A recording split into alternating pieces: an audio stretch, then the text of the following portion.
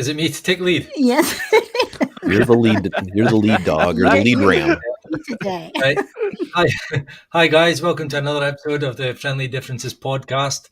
Tonight we have special guests here. For anyone that's followed me on my Bar You podcast, you'll know these guys well. I only did an episode with them about 2 Saturdays ago, I think 2 weeks today. We covered chemtrails, the HARP, and a little bit at the end about the birds aren't real conspiracy theory. These are a couple of guys that I've connected with probably about 2 months now, and I've really enjoyed their shows and their outlook on life and their voices first and foremost. Once they open their mouth, you'll see what I mean. But tonight we've asked them on the show because they did a show. It was one of our more recent shows on the death of the mainstream, and I think that is a show that the Friendly Differences podcast would cover eventually. So what better time to do it?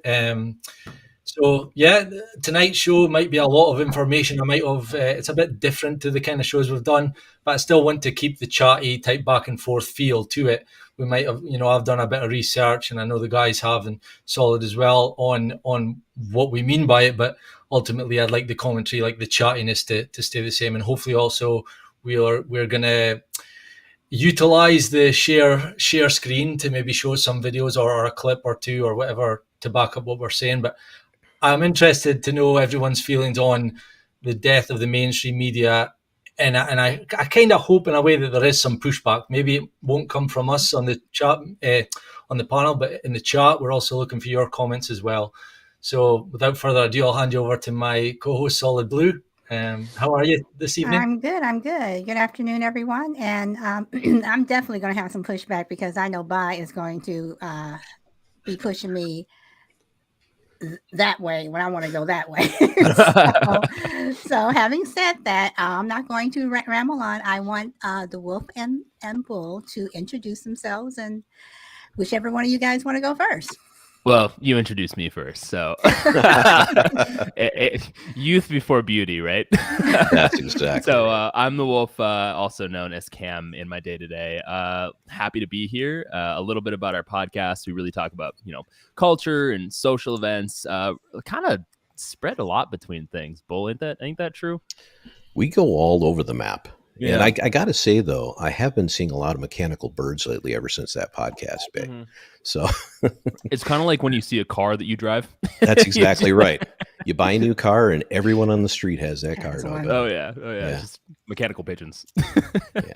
But we're very happy to be here today and spending some time with you guys. And we've seen some of the podcasts you've been on. And I mean, the conversations are always fun to listen to. And having as the podcast says, friendly differences is real important these days, and maybe applies to what we're going to be talking about today. Maybe that's one of the reasons we see some of the mainstream media dying today. Mm-hmm. Awesome. So I don't know where we want to start, but usually we go around the room and give like a little opening statement on what we believe. I know I don't want to make this show like about left versus right, but because I'm from the UK, I do want to ask the question about American news, the mainstream media, Fox versus CNN. Do you feel that it is a left versus right on the death of the mainstream as well? Like, are the people on the left trusting of the media where the people on the right are not, or vice versa? Or is it that more and more people are waking up? I can only say from looking from the outside, again, being from the UK, that since Donald Trump took over as president, he did a lot to kind of expose the mainstream media. And I'm not giving him credit because I'm sure they've all done it. And it doesn't take one man to expose it. It's kind of pretty blatant to me.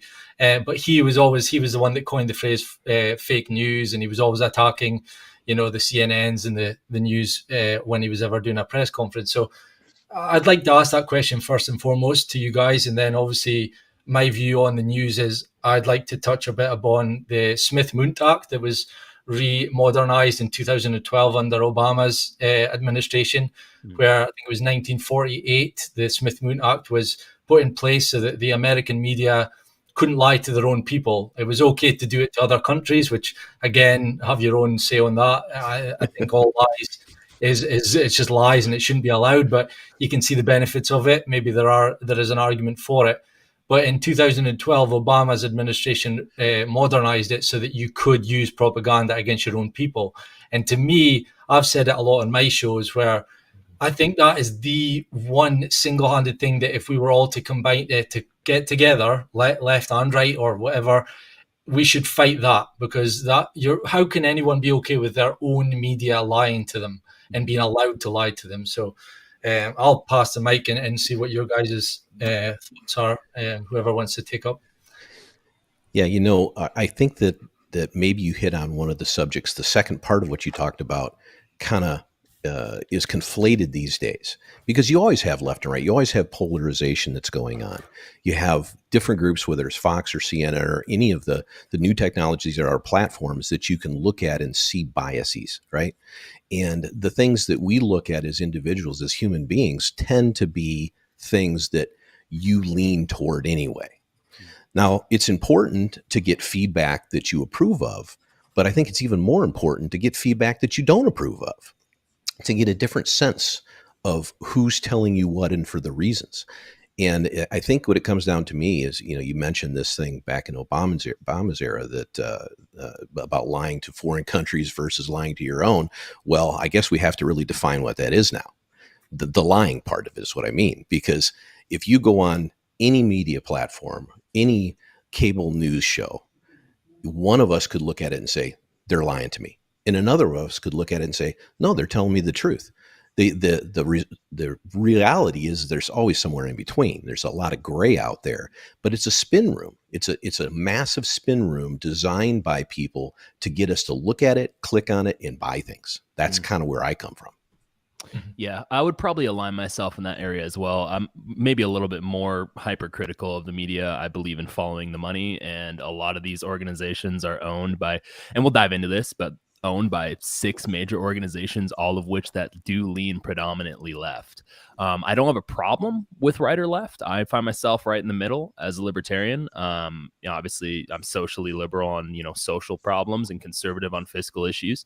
But my biggest thing is, how can you have unbiased news if the parent companies of every organization leans predominant? And I'm not saying like small ones. I'm talking about like 70% and up on average, when it comes to their donations, when it comes to the way they spin things, when it comes to a majority of different issues. My issue being that I want news that's news. I don't want bias. And if it is bias, I want the organization to come out and say, hey, look, we lean left. Hey, look, we lean right. I mean, a big part of my perspective is I want people to be upfront with me early on so I can distinguish between what position they're going to take, because it's not rocket science. I mean, it's if you're looking at CNN, they're going to take the socially left position almost every time. If you're looking at Fox News, maybe 10 years ago, they would take the conservative right position. Now they're middling because they're owned by Disney. But I guess my point still remains is I'm skeptical of their positions, primarily because the money goes in one direction, predominantly statistically. Follow the money. And it's not that I think that the left or the right has any better or worse position. I am of the position of any politician that's telling you something is probably trying to get something from you, so I don't like them anyway. But my biggest thing being, if one entity or a majority of entities that own most of entertainment are giving millions of dollars to one particular party, there's a reason why. And I wouldn't profess myself to be big business. I wouldn't profess myself to be a supporter of one-way politics. And I think that's kind of where we are right now, which is really weird. It's like a pseudo monopoly of power when it comes to news. I think it's odd. That's my position. Okay. Well, Bob, you used the term expose, and I don't, I think the media does lean left, but I also think that the right media has done a lot of damage. And I don't think that Trump exposed anything. I think what he did was he allowed, some people like to use the word sheep.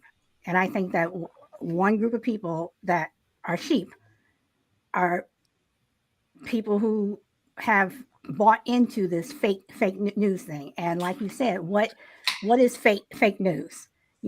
I can go to a website and look at this and it'll, say one thing. You can go to a website and pull something and it'll say something else. Who's to say which is right? in terms of what Obama did, while I disagree with what he did, the media has been lying to us anyway. So what difference does it make if he went and said, okay, whatever? So it's not that Obama did anything. You know, we have been lied to, every single day, and I think that when cable news started, it gave people more reason to lie. So it all depends upon if you want to believe this person or if you want to believe that person. But when Trump came out and said, this is fake news, it seems like everybody, it seems like he was the news person. And whatever he said, people are like, oh, yep, it's fake. But there's a lot of fake news on both sides. Yeah. And when I look at Fox, I see them doing things that polarizes people. When I look at CNN, I see the same thing. When I go to MSN and NBC, I see them trying to be the middle of the road. But the fact still stands for me is people are going to believe whatever they want to. They're going to watch something. They're going to take it away. I mean, even here, what we're doing now, people can buy into what we're saying, and they can go back and say, well, they said this, and it could, so it all depends. So, can I jump in? Yeah. Can I jump in and ask you, are you okay with that? Because I think you're kind of hitting on something that me and you have clashed, but maybe not actually got into, where I sometimes ask you, are you okay with that? Because I'm certainly not. I don't like that we have a Fox and a CNN and plus more, but they're the two main ones that I hear about here in the UK.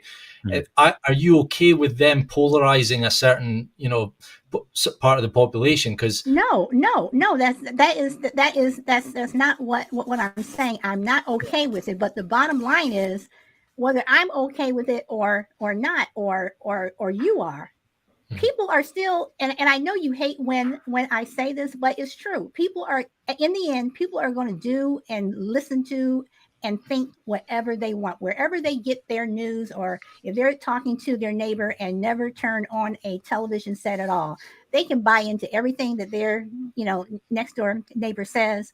So no, I'm not okay. But in the end, people are still going to listen to whomever they want to do, and they're continuously doing it, and it has become a huge problem. And I think the problem really became huge in 2016. Yeah, I mean, I can agree with that. Just for the listeners, can I give an actual definition of fake news, so we have like a baseline? Yeah. So fake news, by definition, is articles that are untruthful on purpose. They have a purpose of misleading the reader to think one way.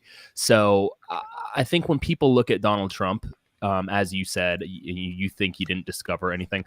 I don't know if I agree wholly with that. I would say that he probably just showed up and said, oh, well, the fake news, there's the dead body. Here it is. That's what I think he did. I think, for the voting period of Donald Trump, he switched sides multiple times. He was a Democrat in 2001. In 2004, he did an interview where he said he was like, I'm predominantly Democrat in some things and I'm conservative in other things.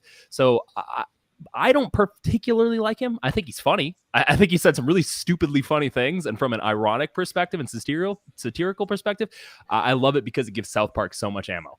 With that being said, though, I don't agree with everything he has said. And I think that had he have shut down Twitter and not done any of that, he'd probably still be president today, in my opinion. With that being said, though, I look at him and I look at Obama and I see two people that are very similar on opposite ends of the coin, right? They're on the same side of the coin. They say polarizing things. Early on in Obama's administration, he was very change and everyone's together. And then all of a sudden the demonize the police thing kind of came in, which led to some of the stuff that's been going on in 2020 and forward. I think that there has been a viewpoint from politicians to utilize the mainstream media on both ends as a bludgeon. It's no longer a form of medium that I can look at and say, okay, I'm going to go to CNN, the most trusted news network, and get information from them that's going to be, as open-ended to both sides as possible. I can't do that with Fox, can't do that with MSNBC, can't do that with ABC, can't do that with anybody, not because they don't want to, but because they're owned by companies, in my opinion, that are not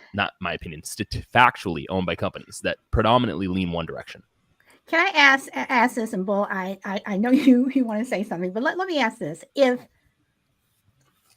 if the vaccine had come out when Trump was still occupying the White House, because I'm sorry, that's the only way I can say, when he was still in the White House, do you think that, because this is what I think, he was not happy that when the vaccines were released, it was released under Biden. Do you think that if the vaccines were released under him, more people who are anti-vax would have been vaccinated? And I find it ironic considering that he kind of snuck and got it when the first round first came out. So do you think that more people would have gotten vaccinated who claim they're anti-vax that they would have? Because he said so. I think you would have had a reversal of roles, frankly. And because if you listen to some of the politicians that were trying to be president at the time or trying to be vice president or several others, they were all talking about how they would never take a vax if it was if it came out under his under Trump's administration. I think Kamal's exact words were that. I'm probably not even paraphrasing that. Probably, and so this thing about trust, this thing about power and trust, I think are combined forces that create a lot of what we see today. And people want to either get into power or stay in power. So they'll say and do things to do that. Well, you can't really divest yourself from looking at the media the same way. Everybody wants their ratings to be highest. Everybody wants to have more income come in. No matter who owns these groups, they want more power, more seeming credibility, so that they can bring across the finish line whatever their personal or business agendas are. That's not different from a person in the House of Representatives or the Senate or the White House or any of those things. We're human beings. We're always looking, even as individuals, but even more so as these codified groups or tribes, looking to how to make sure ours is at the top of whatever kind of ranking you wish it them to be. And Trump may have said fake news first, and if he didn't have such a irritating personality, frankly, so he exacerbated the problem. He may have pointed it out to everybody's betterment, but then he exacerbated it by not being able to control his thumbs on the smartphone, right? And just going crazy with that kind of stuff. And I remember when he became president, I said, okay, if he's got good ideas, then I'll watch and I'll learn and I'll agree with, just like I did with Obama. Obama had a lot of things that he put in place that I particularly wasn't fond of, but he was unbelievable at communicating. Unbelievable. If you would have been able to get even a tenth of the communication skills and give those to Trump, I do believe he would still be in office for sure, because there were a lot of good things that happened out of that time period as well. Well, I just love how it's become like a sliding scale of failure. It went from really good speaking down to Trump, who is kind of sort of good, down to this guy who can't say words. He can read the teleprompter well from yesterday or the day before, right? Maybe. Repeat again. I think the funniest, and I guess my personal perspective on this is more of like I don't want to say it's a troll perspective, but I find myself laughing about almost everything because it is almost. That's a personality defect. Well, yeah, I've got chronic silliness syndrome. I can't get rid of it. Yeah. So I guess my biggest thing is I see these individuals who, at the end of the day, they don't care about any of us. That's my perspective. They don't care about any of us. And people look at them at the AOCs or the DeSantises or all these individuals as they're the saviors of the future of the country. And the beautiful thing, in my opinion, as a constitutionalist, foremost, libertarian second, is that the Constitution and our structure of systems, for the most part, as long as it's not abused to absolute garbage levels, prevents these individuals from doing checks and balances, immense amounts of damage. Now, granted, I say that purely because if I don't say that, I'll become really depressed. So that's why I say that. It's either that or anarchy, right? Oh, I mean, why not? We might as well. I mean, it's over there yeah. I mean, we might as well at this point because it's everything has been so. It's almost like the mainstream media has decided to shirk their journalistic responsibilities. And what I mean by that is not that they want to report on things, but that they are more comfortable with writing think pieces and op-eds that they then put on the front page of their websites, in a very bold area where people look. rather than actually reporting the news because the news is boring. So guys, where do you think that started? Because I didn't start with Trump. There's no way it started with, I mean, he may have blown it up with all this fake news stuff and Twitter, the tweets and all that. But I think, and there's only two of us on this podcast to remember this, but I think it started around 60 Minutes era. Maybe a little bit before that, but that became a news magazine. What do you think, Solid? Because that became a news magazine instead of just news. It did, but I think the propaganda part of it came like around World War I, World War II. From a governmental standpoint, for sure. Where you're like saying, that, Hitler's doing this, or the U.S. is doing this, or Russia's doing this. And, even Winston Churchill, I mean, the things that he used to tell his people about getting out there and we're going to fight because of this, this, and this, when you think about it, it's been happening. So, I personally don't think that the mainstream media should go away, because we're going to be stuck with people throwing stuff out onto websites, saying that it's true, and it's going to be, you put out something, I'll put out something, you'll put out something. So whether or not you trust them, I trust this other stuff less. So it's like, that's why I come back and I say, people are going to believe what they want to believe, because you just, I mean. See, I'm more of, I hear what you're saying, and maybe the death of the mainstream media isn't exactly the terminology we should use. It's the transformation of it, really, that's occurring, because these people aren't stupid. They want to belong to the new mediums that are out there. And, media is just the plural for the word medium. That's all it is. So it's a medium of communication between people. And I don't know about you guys, but here we are sitting on a podcast with the four of us, and we're touting our positions to anybody that wants to listen out there. I think that is, number one, hugely important, but number two, something I couldn't have even imagined 15, 20 years ago. Yep. And I think that ability for us to be transparent about our positions eventually will, consolidate. Well, so if you throw everybody's position out there, and people are able to swim through that and decide for themselves, they will start codifying around positions. And that's how newspapers grew. That's how television stations grew. That's how cable stations grew.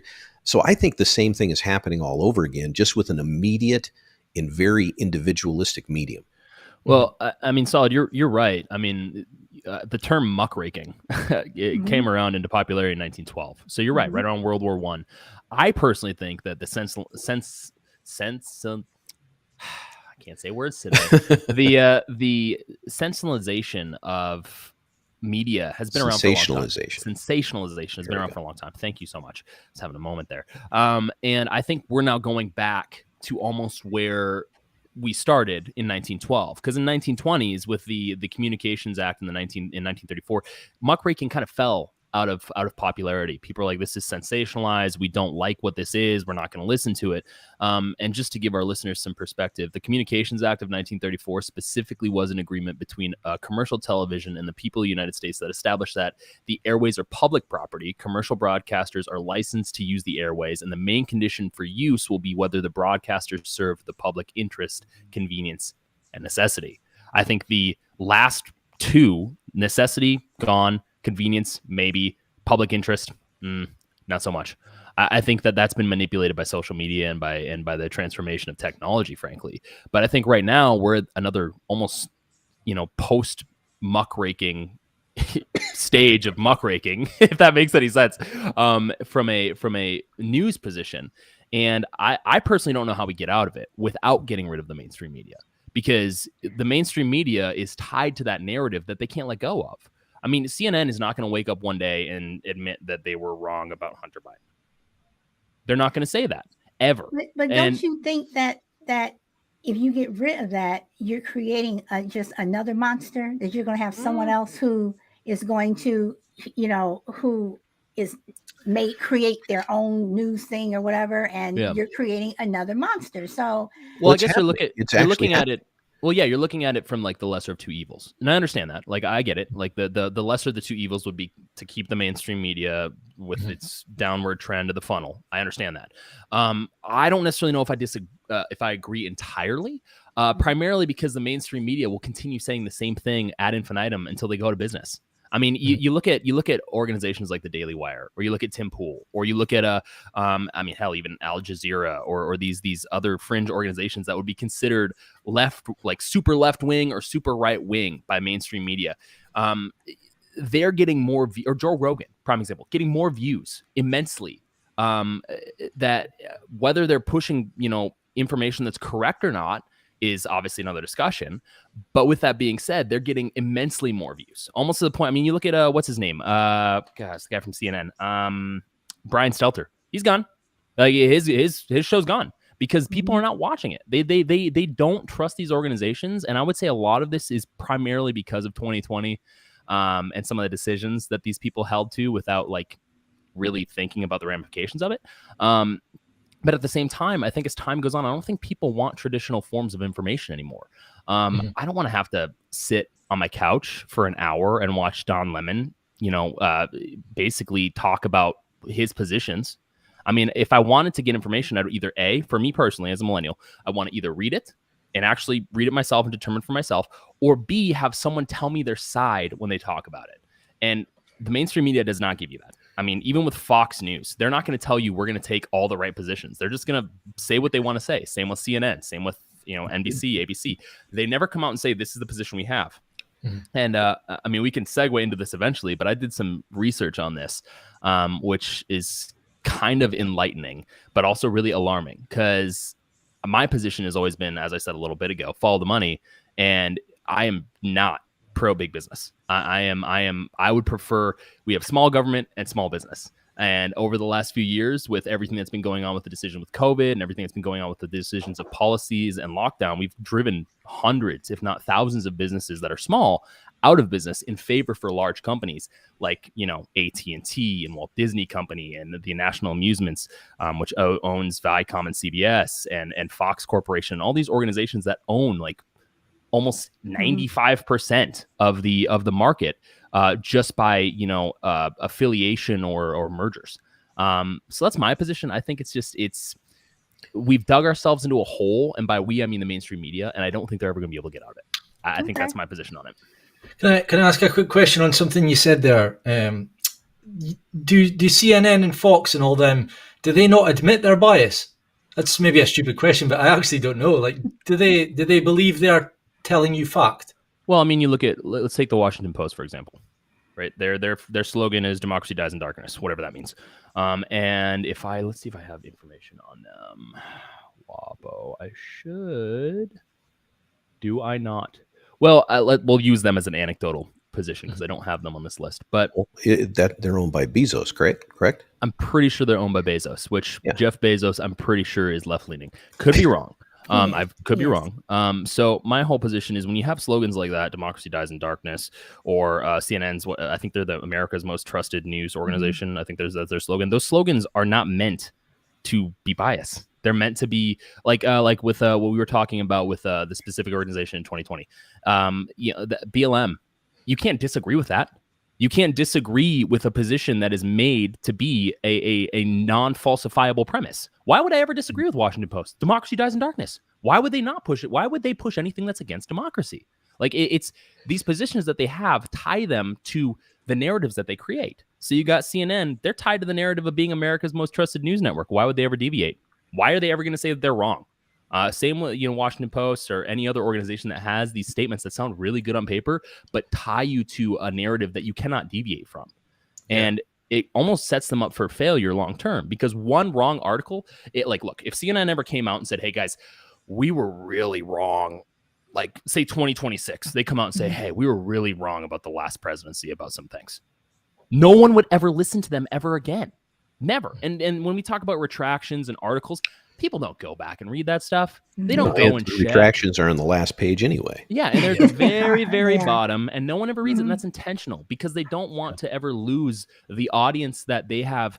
I don't want to say they've tricked, but the audience that they've developed through a very coerced form of, telling a story, if that makes sense. So the question I have when listening to all this, and it always comes through my mind, there's, we talked about power and trust and all those kinds of things. And you can see that people I don't know if they care about your trust, but they want to make you feel like they trust them and they want that power. But there's something behind the curtain here on all this.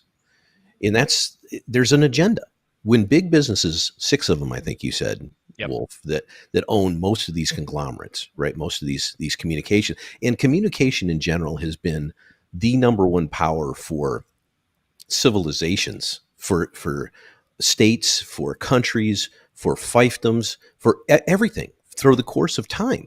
How do you communicate for those that are not in power? The people in power said, okay, how do we keep power? We need to either hold down the ability for the masses to communicate with each other.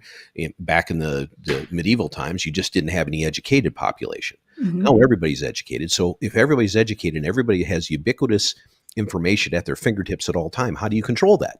You control that the way you just talked about, Wolf. You control it by spelling out your narrative. Your top line is, democracy dies in darkness. So everything under that headline means it must have the truth attached to it, which is why.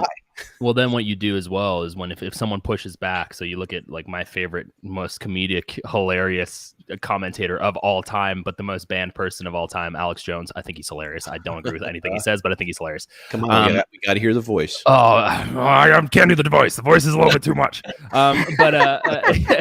I guess my point is you look at the media, as you said, and they'll take those positions, but then they'll also, like they did in medieval times, except they do this in a technological way, they'll burn people at the stake who discover them.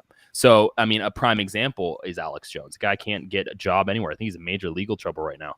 Another example is Joe Rogan. Isn't that today's cancellation in a way? Yeah, you just tell me someone is. You say 3 buzzwords. You say someone is either completely and totally, and I'll use this term because it's more sensitive than the other R term.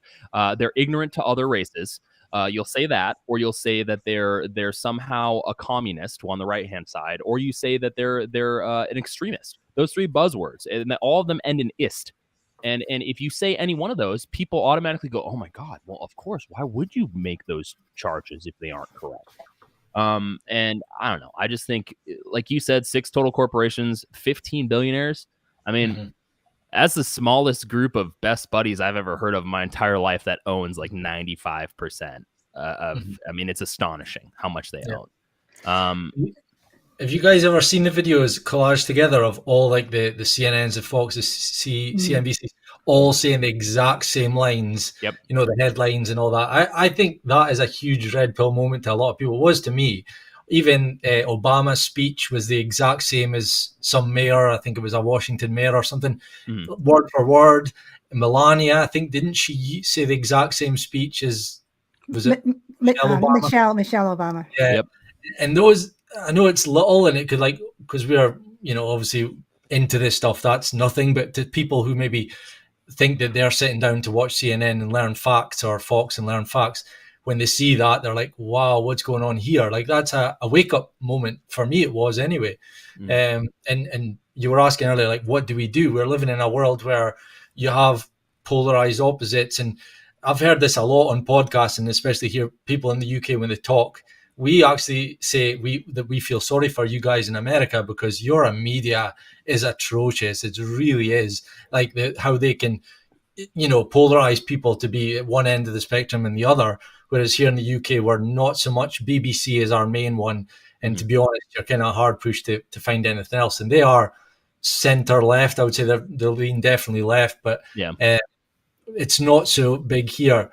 And I just say, like, you touched on it there with Alex Jones and Joe Rogan's numbers. I don't know if they're telling the truth, because who can verify that? But I do believe it, that since maybe 2016, since Trump took over and people are seeing that the media are lying, blatantly lying, that they are choosing to go for alternative media, like rebel media or podcasting, someone's views that you said again, that they're telling you, look, this is where I stand, but at least And I think that, that people are hungry for that, to hear different perspectives, and those media people that aren't, in the big bucks, and they've got nothing to lose. That's how I look at them. I'd rather hear go on Twitter and listen to a random person like me tell me their side of the story with, what's going on in the last 2 years, than sit and listen to the BBC tell me, because they've lied and lied. And again, I know I'm on a rant here, but it's like when people lie to you, how can you trust them again? Like, I've got one of those like mentalities. It's like, once you lie, like, why should I ever trust you again? And my attitude has been, obviously with the conspiracy theories hat on, is I don't even watch TV anymore. I don't have the aerial plugged in.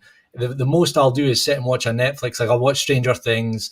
I'll throw on some of The Office when I'm eating or whatever, but that is it for me. Like, the odd movie at the cinema with the wife on a date night, whatever. And people look at me like, wow, that's crazy. But honestly, my life has been so much better since I made that decision. And it's funny because I just bought this book last weekend, Stop Reading the News, a manifesto for a happier, calmer, and wiser life. And to be honest, we all I've heard this again on so many podcasts, like, the Instagram models, the girls that just post pictures every day and they get 1,000 likes and all that. They don't watch media and their lives are amazing. And sometimes you think ignorance is bliss. So I really do commend people to stop watching your CNNs and Foxes and BBCs and start looking into things for yourself. Like, that's why I think you asked, I'll finish off my little rant here, that before World War II and between World War I and World War II, I really see those people as men and women that would hold their governments accountable. They would sit in bars and pubs and talk about the government and have really constructive conversations. You do that now. If I walk into a pub with my friends and bring up COVID or Ukraine, it's like, whoa. We're out to enjoy ourselves here. Leave that. That's no. And then you go into a canteen at work, and throughout the last 2 years, I think I got maybe one toolbox talk from a work about regulations. What happens when you're sick? Do you self-isolate? Because nobody wants to talk about it. And it's, people storm out the room and all that. And I hate that. So that's why, this podcast, having these chats, I think is really key to hopefully people listen and see that, people can chat and talk about things without storming out of rooms and all that. Yeah.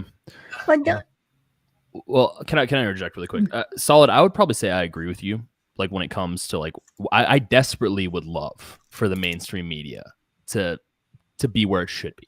I mean, I truly do, because I went to college. When I was in college, I was, studying political science. I was really interested in particularly Francis de Tocqueville's position on what a democracy in America should be. I read that entire book. We obviously had to read it because of the classes I was in, Federalist Papers, all that jazz.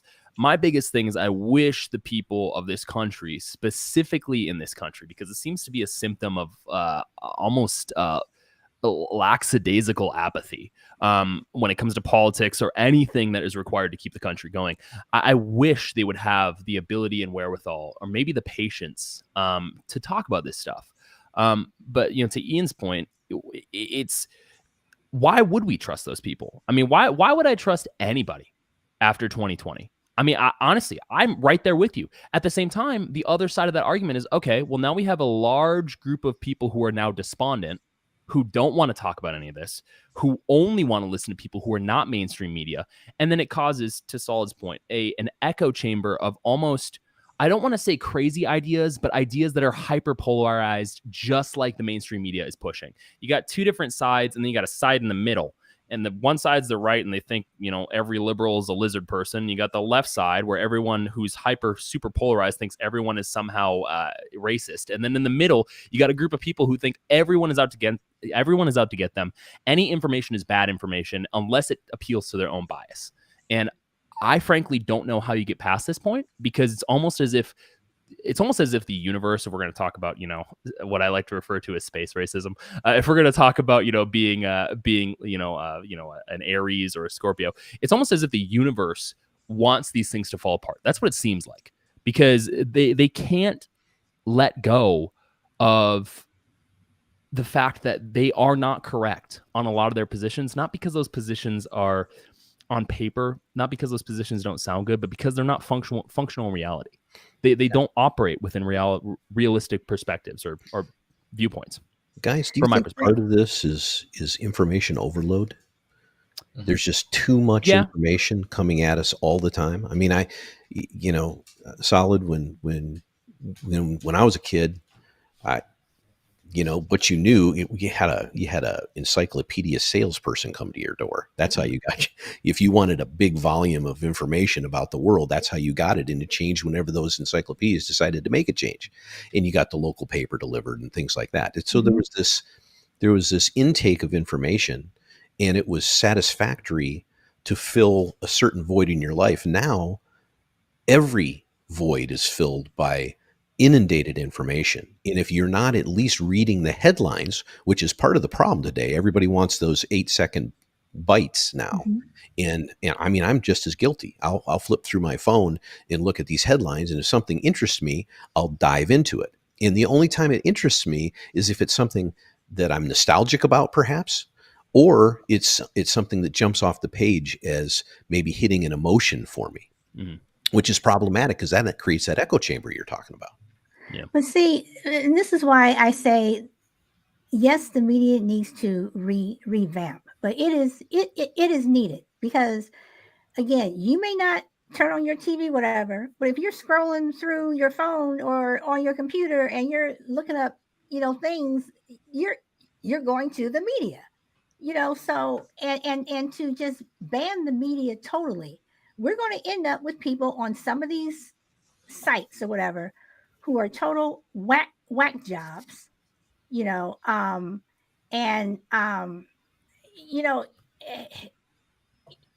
I don't know, because I wanted to bring up FDR and his fireside chats, which turned into the State of the Union, whatever.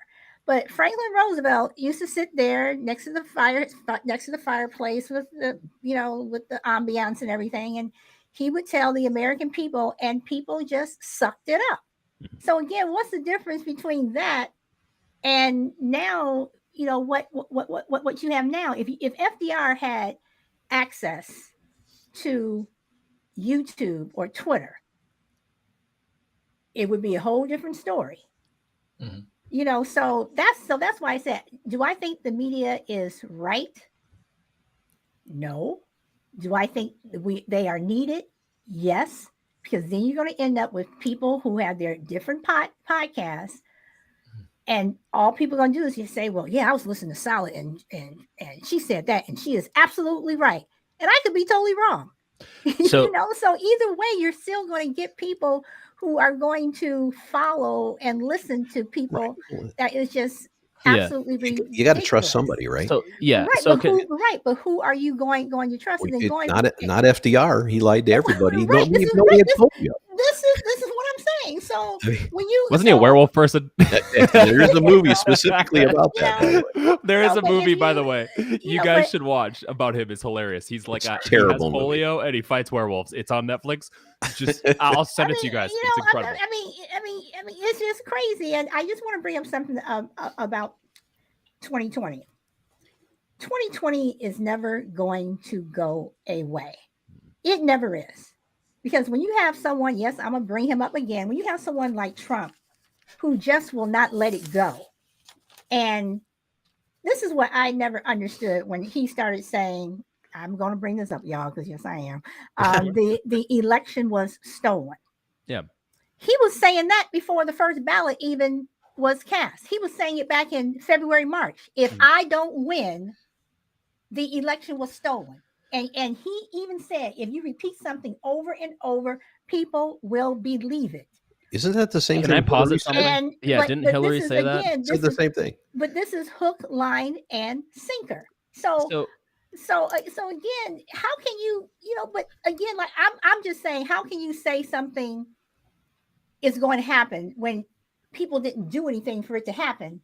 And now, I mean, it's just like, Nostradamus. We are going to be talking about 2020 and 40, 45, 15. It'll be a case study. It'll be a case study in politics. Yes. I mean, 100%. Yes. I guess, look, so here's my biggest thing is I really struggle with the election stolen argument, not because I care about where it came from. I personally think people were saying it in 2016 when Trump won. I think people were saying it in 2004 when George W. Bush won.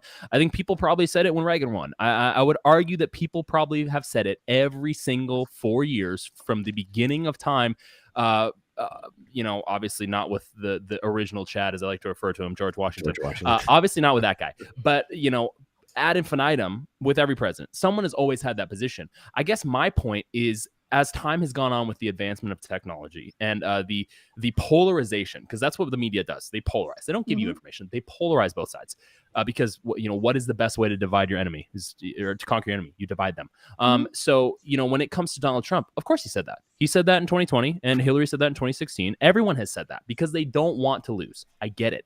And I agree that it's a nonsensical position to take, because if that's the case, if people start saying that stuff, then every election's faulty. Every single one. Exactly. But people believe it. People will believe it. But here's the thing. Fold this back into what we're talking about, though, as far as communication, the news, and the legacy news, if you will. I wish I could remember the name of the USA Today journalist that talked about the platform or media cabal that took it upon themselves a couple of years before 2020 to make sure they were going to do everything they possibly could to make sure Trump did not get reelected. I mean, that was, that's out there. You can look it up and read it and everything. So and this is not to verify what he believes one way or another, because there's all kinds of conspiracies around the machines and duplicate voting and all that other stuff. I'm not even talking about that. I'm talking about Facebook edging in one direction, Twitter taking him off. All those kinds of things have an effect. And that's what I was going to say about the media in general, because there's something called the Al Jazeera effect and the CNN effect that talks about how there's behind the curtain, and I always say it that way because, that's where the wizard always sits, behind the curtain, right? And there's somebody with levers trying to move things in a direction that they believe is the right direction to go. And they do that through manipulation or spinning of the information that's disseminated in all manner, shape, and size. But so if you're able to change an election vote by a year's worth of pushing an agenda in one direction, spinning everything 80% in one direction, you can go back later and claim we moved 5% of the vote that way. I'm just making numbers up at this point. But if you're able to do that, that's the difference in this country between every presidential election. It is. Yeah. Well, can I pause at something I've been thinking about? Because while doing this study, I've especially in politics, I always think back to the argument of the great switch between Republicans and Democrats. I always think back to that. And I think we could be going through that again. Because what I see from why don't you define that, Wolf? So there was a period of time, at least from my understanding, and I did not include this in my notes, so I'm paraphrasing, where the Republican Party switched to the Democratic Party during the time of the slaves, and they decided to side with anti-slavery arguments as opposed to pro-slavery arguments, and that is consistently referred to in every discussion I've had about that with people who are either on the left or the right, right? My position now is I think parties are switching again. If you look at the Democratic Party, almost every single major conglomerate is a Democratic-leaning organization. It comes from Amazon. You look at Disney, who owns a huge amount of the market. You look at, AT&T owns a huge amount of the market. I mean, you look at all these organizations, and they lean a specific way. Why? Because it's advantageous for them to lean a specific way. We can talk about taxation, obviously, changing certain things specifically with this administration has led to higher taxes on our end through third-party revenues or avenues with like gas and stuff. But with that being said, I think we could be going through that again, because you look at, the Democratic Party has always been anti-big business, but pro-big government, right? Well, I think they're moving towards pro-big business and pro-big government. That's my position. And I think that it is pretty observable from an anecdotal perspective, primarily because people, with all the pushback against Disney, with some of the positions they've taken when it comes to certain agendas, with all the pushback, oddly enough, with Amazon, when people say, oh, we don't like big business, but then everyone buys from Amazon. So if you don't like big business, you're not going to buy from Amazon. I think we could be going through that again. And I think that's what's probably impacting a lot of this is this weird switch party wise of positions that say, well, wait a second, we're towards the latter half of our campaigns, we're towards the latter half of our ownership of businesses. We need to stay in power longer. So let's This just goes switch about to a this. certain. Yeah, it comes down to the power again, and Yeah. it's a form of regulatory capture, as Mhm. the saying goes, where regulators create these industry wide criteria that businesses need to adhere to, Yeah. and then the business lobbying entities push all the money in a direction to help the lawmakers create those regulations in the first place. So it Yeah. goes back to something one of you guys said half an hour ago about small business versus large business. And these regulations, they not universally, but almost always lean in the direction of the larger businesses. So what large business isn't going to want that? Yeah. Forget all the not politics, forget all the social agenda items that individuals within companies may or may not want.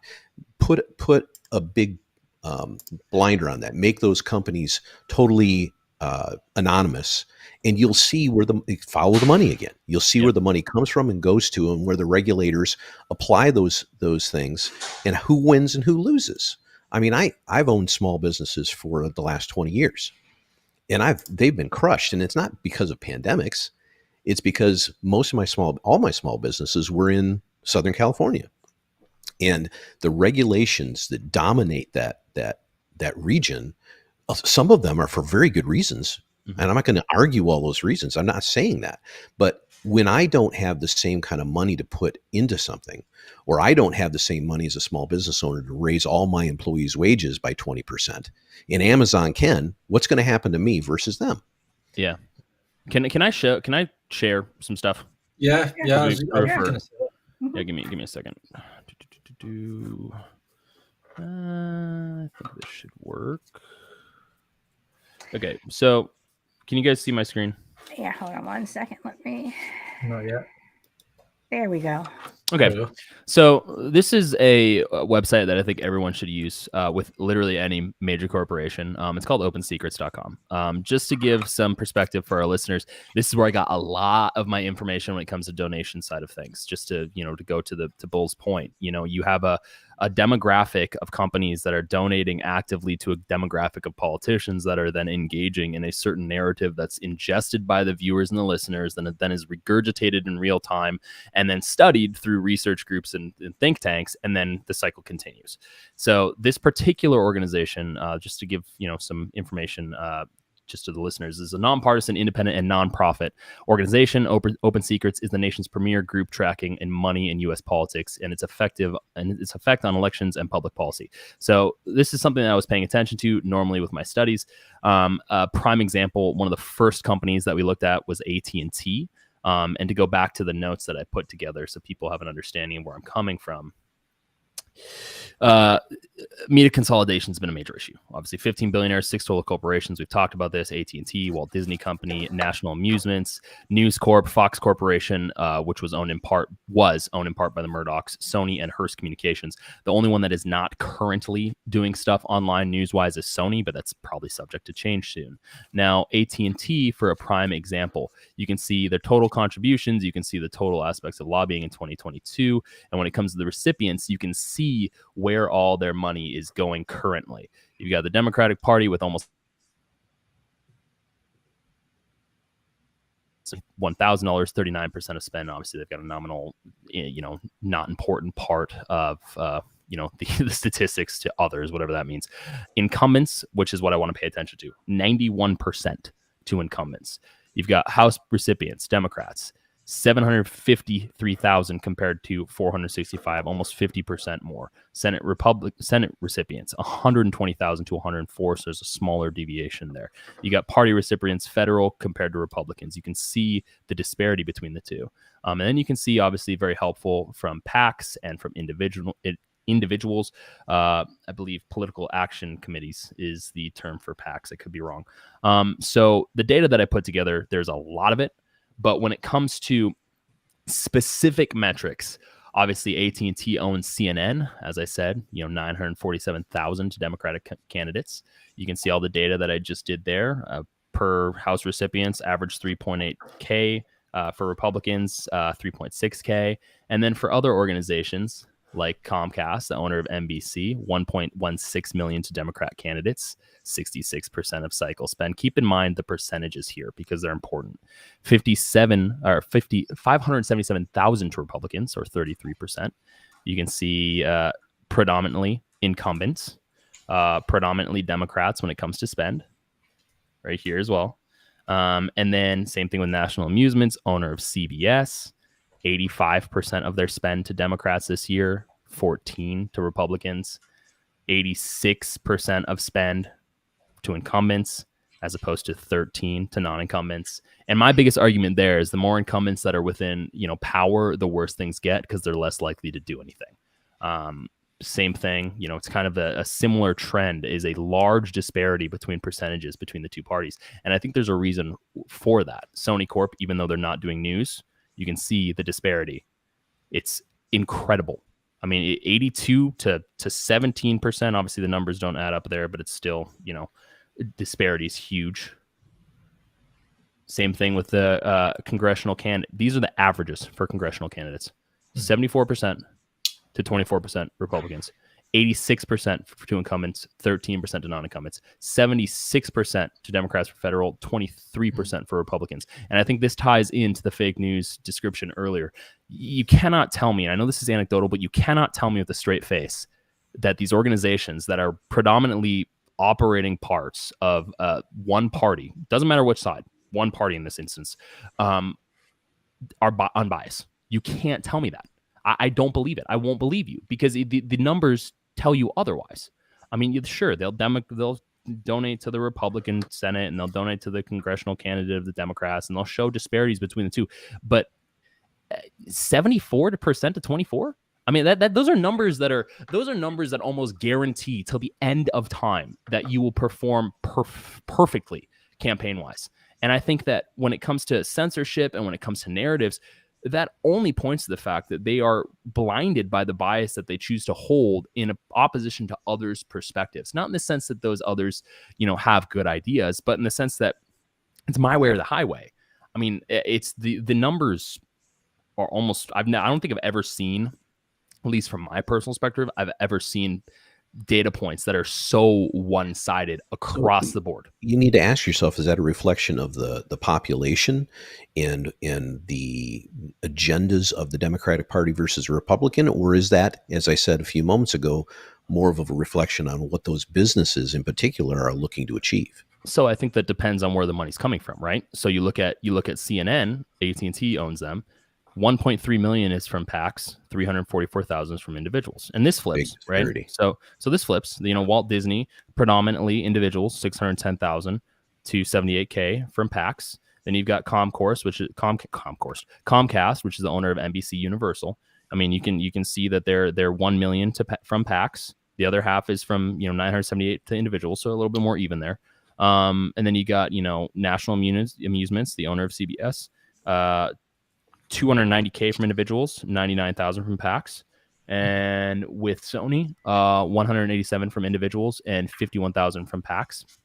I think it's all dependent. I think, but at the end of the day, I don't necessarily think that is indicative of anything other than general leaning from people who have money. I mean, at the end of this is a power argument. Ian is probably going to agree with me in this. The biggest part of society, it's always those who have not against those who have. Mm-hmm. The problem I see is that people don't tend to moderate their viewpoints on that. When they go in that direction, they start to go in the, there's no government, we should start going in the socialist communist direction. They don't moderate their position in the sense of saying that can exist in a free market economy still, and it can still be a bad thing. I personally think that I don't know how you get out of this. Because this specifically AT&T might as well be operating as a Democratic Party. Well, sorry, you touched on it a bit there. I was wondering if you could expand on it. Maybe the only thing I've heard is that under Bill Clinton's era, he deregulated the media, and it became from, now I'm paraphrasing again, I think it was something like 80 or 90 companies owned all the media in the world, and he made it deregulated. And now it's like what you say, it's 6 companies, but it's 15 billionaire families. So there's where you start, in my opinion. You go back to regulating the media. And also, in my opinion, I think we should hold them accountable. I think everyone should be on board with that. That if a media company lie, I mean, what I learned was on the Joe Rogan podcast with Tim Pool. He mentioned that all they need to do now is put a retraction at the end of the last page, or publish something late at night when everyone's in their bed sleeping, and maybe they get a £50,000 fine. That's pennies to these companies. So the retraction should be in the first page, right up top. Well, but then again, here's the quandary that because I agree with you guys, but the quandary that then gives the media companies is, okay, well, they're no longer a source of information that can be trusted. So it's damned if they do and damned if they don't. What it does, Wolf, is it makes those companies figure out the parameters that they need to run their articles on. If you were required by law to put all your retractions on the front page before anything else, the whole goal would be to be able to have as few of those as possible on the front page, right? Yeah. So over time, to Solid's point, you would start to see the legacy media start to change, I think, back to a place that could be more trusted. I mean, they've got to either recoup themselves or go away, one or the other. How do they recoup themselves is the question. Well, see, but this is where I disagree. I don't think that there's a way that they can get out of it without damaging their perspective that's already been damaged beyond belief. Damaged or dead, though, which is better. Well, but here's the thing: is I think that results in both. Because if I'm CNN, right, and my ratings are going into the toilet, people are not watching, what I put out there. The evidence is very clear. They're not watching that information, and then all of a sudden I have to come out and start saying, well, you know what, guys, yeah, we lied, or hey, guys, we didn't do a good enough job. So, they're damned if they do, and they're damned if they don't. Don't you think that if you came out and said that you lied, number one, it'll be big news because you came out and said it, so people will start watching it. Yeah. But don't you think that if you came out and said that I lied, or we lied, that this isn't true, that people would maybe start listening to you now that you've been caught, or now that you've been found out? And they're not going to say they lied. They'll twist that, but they'll say it without saying it, right? No, right. I understand that, but again, my problem is if you take away the media, I don't want to be left with just anybody, and we have a lot of anybody's out there who can just start saying stuff and posting stuff, and it's like, how do I know that you're not lying? Well, see, the way I could answer that is, I know Tim Pool's the example I'm thinking of, but let's take him out the equation because he's a big name now, and I think when you get big, you get numbers like that, you're open to maybe some lies and some corruption. So let's just say I decided, what the hell, I'm going to quit my job, I'm going to buy a camper van, I'm going to buy a big camera, and I'm going to go around the world showing you real news, like go into like Ukraine, pulling out my camera and saying, look, guys, look what's going on. To me, I trust those people. That's independent media. That's people who have nothing to lose. They're and this is the same problem with pretty much everything in our world today, is when you get to the highest of any company or any, you're open to corruption and lies, and you're going to save your skin. You're going to do all you can.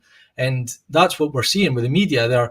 They've consistently lied throughout time, and all they can do is just post a retraction at the end of an article or something and say, sorry, we lied. And 50% of America will still watch CNN, and they'll still watch Fox. They'll still do it because people, this is a phrase you like to use, Solid, is individual responsibility. I urge everyone, obviously with the conspiracy side of me, I always say, do your own research. Make sure if I say anything on a podcast, don't just trust me, go and fact check me. And not a lot of people are willing to do that part. They're just wanting to come home, make their supper, sit down in front of Fox and CNN and take it in. And that is a dangerous, dangerous thing, especially, again, alluding to the last 2 years. What has been said in the media in the last 2 years has cost lives on both sides. So that is a dangerous precedent to set, that you're allowing and this is more an appeal to people, not the media. We know we're never going to be able to change the media. And I think, we're talking about how can we fix it? It's not going to happen. I'm a pessimist, I think. So we need to then take individual responsibility, start looking into alternative sources. If you're at the very minimum, you should be flicking over to CNN, then over to Fox. There's not a lot of people willing to do that, I tell you that. And then, then start, maybe watch a Joe Rogan episode when he's talking about, he's maybe talking to a doctor or a nurse, and then go on to what Alex Jones is saying. Like, I know I'm going broad, but Mhm. listen to me, listen to you. We've got no skin in the game. There's no money. There's hardly anybody watching us, but we're going to do our best to bring you truth and fact. Whereas the media, I just do not trust, because there's that. No, and I get what you're saying, but even if people, I mean, I hope we go mainstream, and that is what I said. But who's to say that someone doesn't dangle, hey, you guys, we'll give you, $1 million if you come on our show and blah blah blah. I mean, it's like when you get to a certain point, everybody at some point is going to start looking at, well, I'm going to start saying this now that I've gotten to this level. I'm just saying, how do I know I can trust the people who are not mainstream? Because people send me videos. Yeah. I watch them. I have heard stuff from both sides. I've heard so much stuff, and in the end, it just makes my head hurt, because it's like there's so much stuff, and I'm listening to it, but some of it just sounds so far fetched. And then when you try to research it, it's like, okay, well, this person's saying this, but this person's saying that, and that's where that's why I just come back and say, in the end, people are going to believe what they want. I mean, Yeah. Well, I think let me jump in for just a second, because Wolf and I have had a discussion over the course of the last 2+ years now, and we've known each other a long time. And I only am 2.5+ years. Well, yeah, we've known each other a little longer than that, but in any event, I've been, throughout my life, I've been kind of the optimist. I like to say the joke about the cup being, it's either half full or half empty, but either way, it's still half, right? That's kind of the way I've looked at things, overall. But I've told the Wolf that I always kind of started, anybody I met, I would say, hey, you've got an A in my book.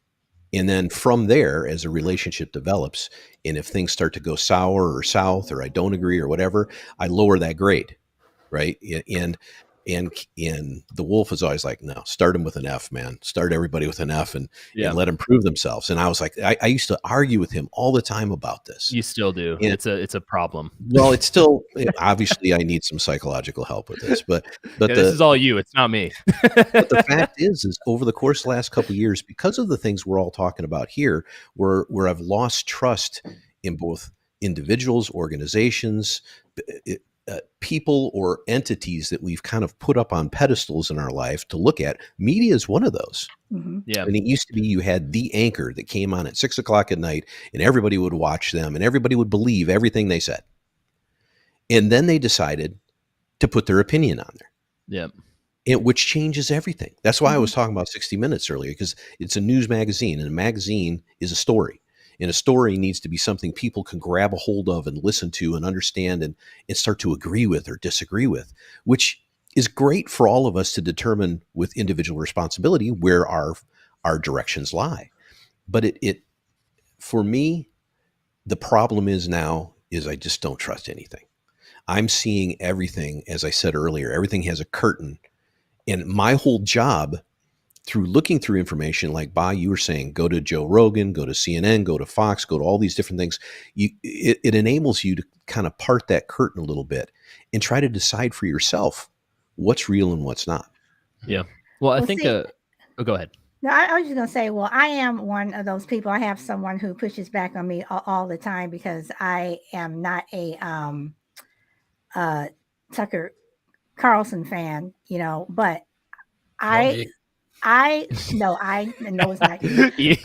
Boz, the biggest Tucker Carlson but I do go and listen to everybody. I do, because I want to know what everybody's saying, so but you're right, the majority of people out there, they are not going to go check it out, what have you, but at the same time, who has time to skip from channel to channel to channel, or from podcast to podcast? And I mean, because I don't, And that's what those media organizations are counting on, Solid. Well, that you're just going to read the top line and go on. Right. Well, and I think that's where I come in when it comes to being able to state your bias, right? So, you got, I listen to Tim Pool, I listen to Joe Rogan, I listen to Daily Wire, I've watched Rachel Maddow, which is It's hard. And not because I don't like her. It's just because she just sometimes says things that make me want to pull my hair out. And I'm sure the same goes for a lot of other individuals. Like people have their biases, and most of the time people will listen to things that they fulfill the biases that they have. I think how you get past that, and what I think would be the best way for these organizations, even though I think they're screwed, I think the best way for them to solve things is not necessarily to come out and say we've lied about everything, but to say, hey, we're a CNN, we're going to lean center left, or we're going to lean far left. That way people can see that when it very top of the article, this position is a far left position. Go ahead and read it your own risk. Or, ABC, this position is a center left position, read at your own risk. Or, Breitbart, this position is a far right position, read at your own risk. If they do that, then I'll start to believe them. I'll start to say, okay. You just color code it all. You just color code it. And the reason I say that is because most people wouldn't be able to tell you what the difference is anyway. I've had conversations with people who profess to be liberal that are saying conservative things, and vice versa when it comes to the conservatives on the other end. It's yeah, right. Well, and here's the thing. I want to distinguish between far left classical liberal, which as talking to you, Solid, I think that you probably align more with the classical liberal perspective. Me, I am an outbreak of classical liberalism. That's where libertarianism comes from. And so I understand the positions. I think the problem is that these organizations don't hold themselves accountable because they don't have to. They don't have to hold themselves accountable.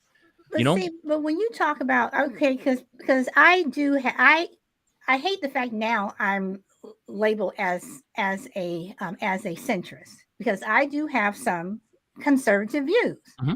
But at the same time, I got to bring this up because I need to prove a point, and it's a different topic. When you look at the abortion thing, oh God, and I told you I had to bring it up. I don't believe in it, but at the same time, I see a bunch of men mm-hmm.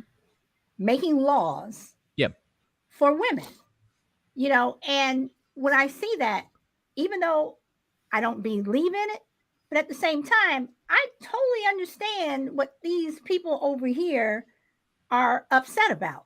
They have a point. And while everybody is saying, yeah, the conservatives are this and this and this, it's going to snowball and it's going to bite them in the face. Mm-hmm. And we're, and it's like you're listening to all these different people saying, well, abortion's this, and on Fox they're saying this, and on MSNBC or Rachel is saying this or whatever. Again, it's going to come back with whatever people want to believe. So I do have conservative views. Yeah. But I am a liberal. Mm-hmm. As of right now, I will never, ever vote for someone that is on the right because of how I see that party. But at the same time, I look at the left, and again, it is, for me, it's the lesser of two evils. We actually need like at least four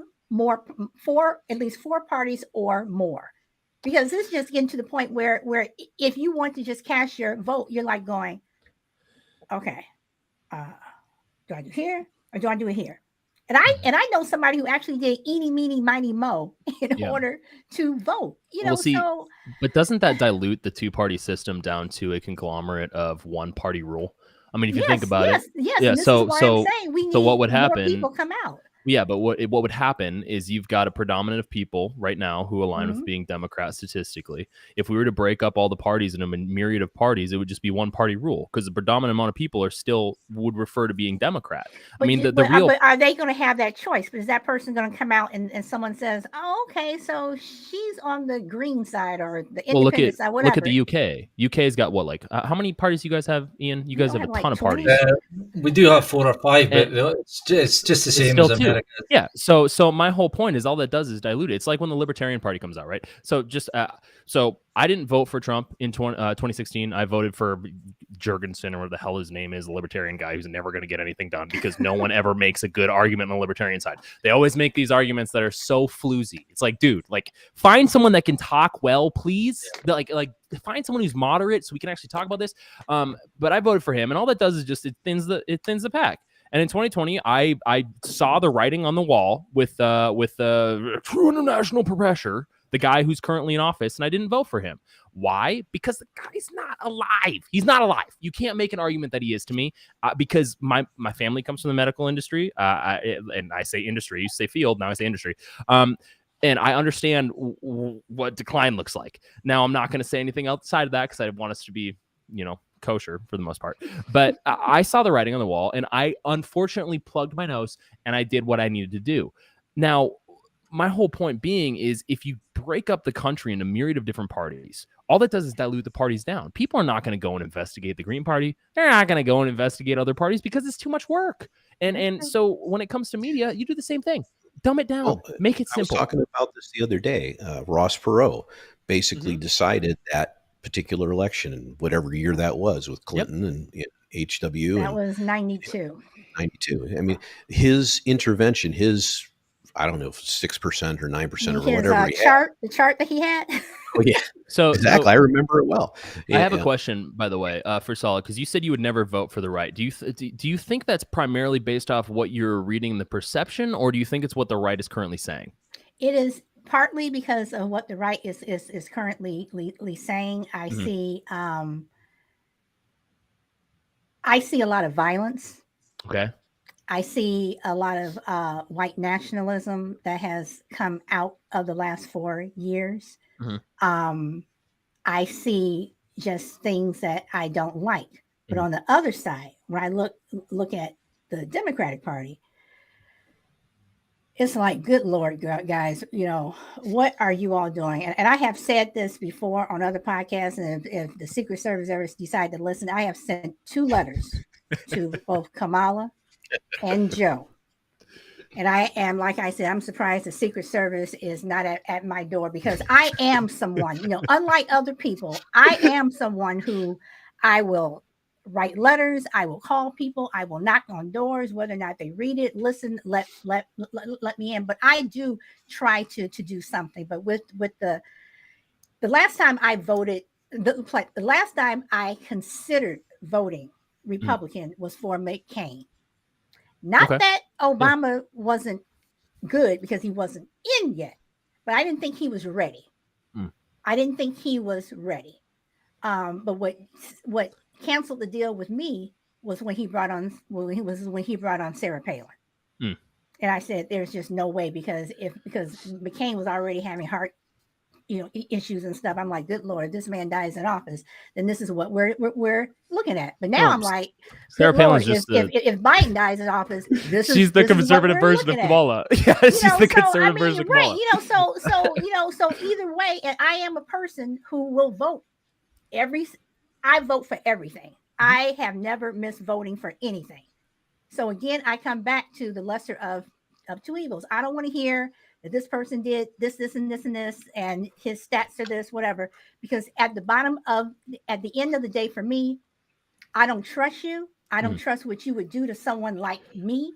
Yeah. And that's more important than you may have put a little bit of money in some people's pocket, but at the end of the day, you don't like someone who looks like me. So I fear that yeah. more than anything. So I have another question. If that's the case, do you think that is bred out of personal experience, or do you think that is from what's been reported currently and how it's been reported and how it's been couched? I think it is both. I think it is both. Especially when I see what the alternative to what our current person is doing. This is a man who has said some things that is like, nope, because. Well, I would profess to say that both candidates, both Biden and Trump, have said some pretty weird things. I mean, Trump, obviously, with what he said, was it Charlottesville, and how he said it. Obviously, there's a whole aspect on the other end of that spectrum. He had a full sentence that the media decided to cut off. With that being said, I don't think that it protects him. I think how he couched it was really, really dumb. Really, really stupid. And obviously, then you got Biden on the other end saying that he has children touching his hairy legs. So I think that the biggest thing for me, I guess the question that I have is, because we have these 2 sides, right? We've got this right that's hyperpolarized, and we got this left that's hyperpolarized. I see myself in the middle where I see there's problems, right? Where I would say that right now, because of how media has decided to push some things, we're probably more racist today than we were in the 60s. Legally, maybe sorta. You really got to go deep in that one, because I think people tend to ignore some very obvious things. But with that being said, I think a lot of this is pushed because of the media itself. And then the politicians come in and say, well, Donald Trump comes in and says, you know what, we've got one demographic, a large part in the country, who is not feeling that they're being accurately represented by the Obama administration. So I'm going to come out and say what I need to get said to get elected. Common sense. Anyone would do that. And then you got the other end of the spectrum, the Biden administration right now, who is going to kowtow to literally any far left organization that hasn't not necessarily thought through good ideas, but hasn't thought those good ideas through to the very logical extent to where they go. Right. So my biggest thing is, if that's the case, if both those things are true, then we're at an impasse, right? Because say someone comes along who is a fantastic conservative candidate, purely because of the perspective of your position, my position, someone else's position. Say someone comes along like Tulsi Gabbard on the left who's fantastic, and the right doesn't want to vote for her because she's specifically left. You're at an impasse then, because there's nothing you can do. And so my biggest thing has always been not to vote for the lesser evil, but to vote for the better person, right? And I understand that, but but that would require me sometimes not to vote. And I'm never Why is going. that? I'm never going to not, because I don't think that there is a person that is out there. I don't, because Biden he may have the title, but the people around him are telling him what to do. Oh, 100%. Yeah. That's true with all administrations, though. Right. And Trump may have had the title, but people were trying to tell him what to do, whatever. But I would love to vote for the person who is the better party.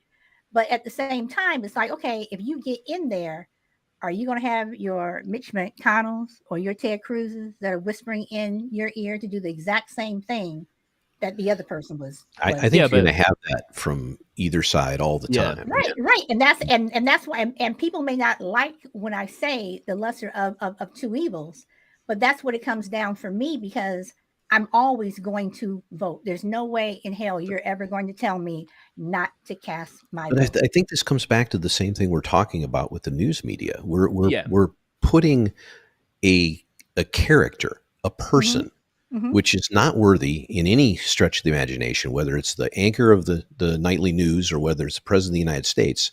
These people are not worthy of our blind trust. They're just not. But the other people that you put in place are that come up. But that's I think your point is correct. You have to have a structure around you, and people are going to whisper in the air, and they're going to give things to their advantage versus not their advantage. All those kinds of things are true, but you have to believe in the written set agenda of a party. So if you have the Democratic Party listing, here's the 20 most important things to us, and you have the Republican Party saying, here's the 20 most important things to us, then you look at those and you say, okay, what can I live with? The lesser of two evils. Which can I live with? And then you vote for that party, knowing that person who gets that office is not really the one in control, but the actual agenda should be driving that. And when things happen after those people get in office and they don't adhere to their agendas, when I get upset. When they get into office and say, we're going to do all these 10 things, and they don't do any of them, instead they just change and flip-flop their position and go in a different direction, that's when things go the wrong way. But that's what they all do. They all do it. They say, I'm going to do this and I'm going to do this, and you're like, okay, I'm still waiting here. I agree with both of you. I think the point I was really getting at, though, is so, and this is just personal anecdote, so take it with a grain of salt, however you want to. Whenever I look at a candidate, I obviously have preferences, right? Like just bias, it exists. But I also understand that the world's not going to end if one gets in office and one doesn't. I look at the track record. So when we were in California, prime example, what was it? It was Gavin Newsom and who was the Republican candidate who was black? Larry Elder. Right. Elder. So then there was what's his name from San Diego? I was a fan of him. Kevin something. Mayor, I forget his name. Yeah. What's his name? I can't remember his name. Anyway, I kept hearing that argument of the alternative is worse, and so for me, like, look, my indicators for performance for politicians is how much am I paying when it comes to Mhm. taxes? How much am I paying when it comes to inflation? How is Mhm. foreign policy looking if it's federal? And what is it that is important socially within the state that I'm living in that is currently the topic that isn't being handled very well? Mhm. California, prime example, homelessness and drug abuse. Two top things have not been dealt with for the last like 20 years. And it's the same type of approach that Baltimore and Chicago and a lot of other states have. Just throw a bunch of money at it and it'll eventually go away, or just ignore it. And a prime example is like LA. Dude, it's illegal to call the police to remove someone who's ODing on your front porch. That's insanity. And so for me, when I looked at Gavin Newsom, I looked at Larry Elder. I looked at Larry Elder and I said, okay, he's got different policies than Newsom. I don't like everything that he says, but I think maybe that might be a good change. I voted in his direction. But everyone I talked to who voted for Newsom just doubled down. So my whole point being is, at what point, for both parties, not just for the left, not for the right, at what point can we all come together and say, look, every single person on either end is the enemy? They're not good. It doesn't matter who it is. They don't represent you like you want them to, and they never will. So at what point do you start differentiating between party voting and politician, person voting? Because I see a lot of, like, it's like with what was it, Thomas Jefferson, who said factions would be the doom of the country, basically, to paraphrase. So that's where we're at. You can't vote party faction all the time, because if you do, you're just going to double down on bad policy ad infinitum.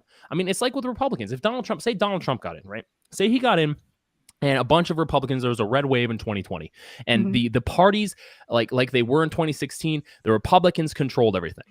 And if gas was $8 a gallon, if taxes were egregious, if home prices were egregious, if food was more expensive, you know what I'd be doing? I'd be voting Democrat. That's what I would be doing. And most people do that.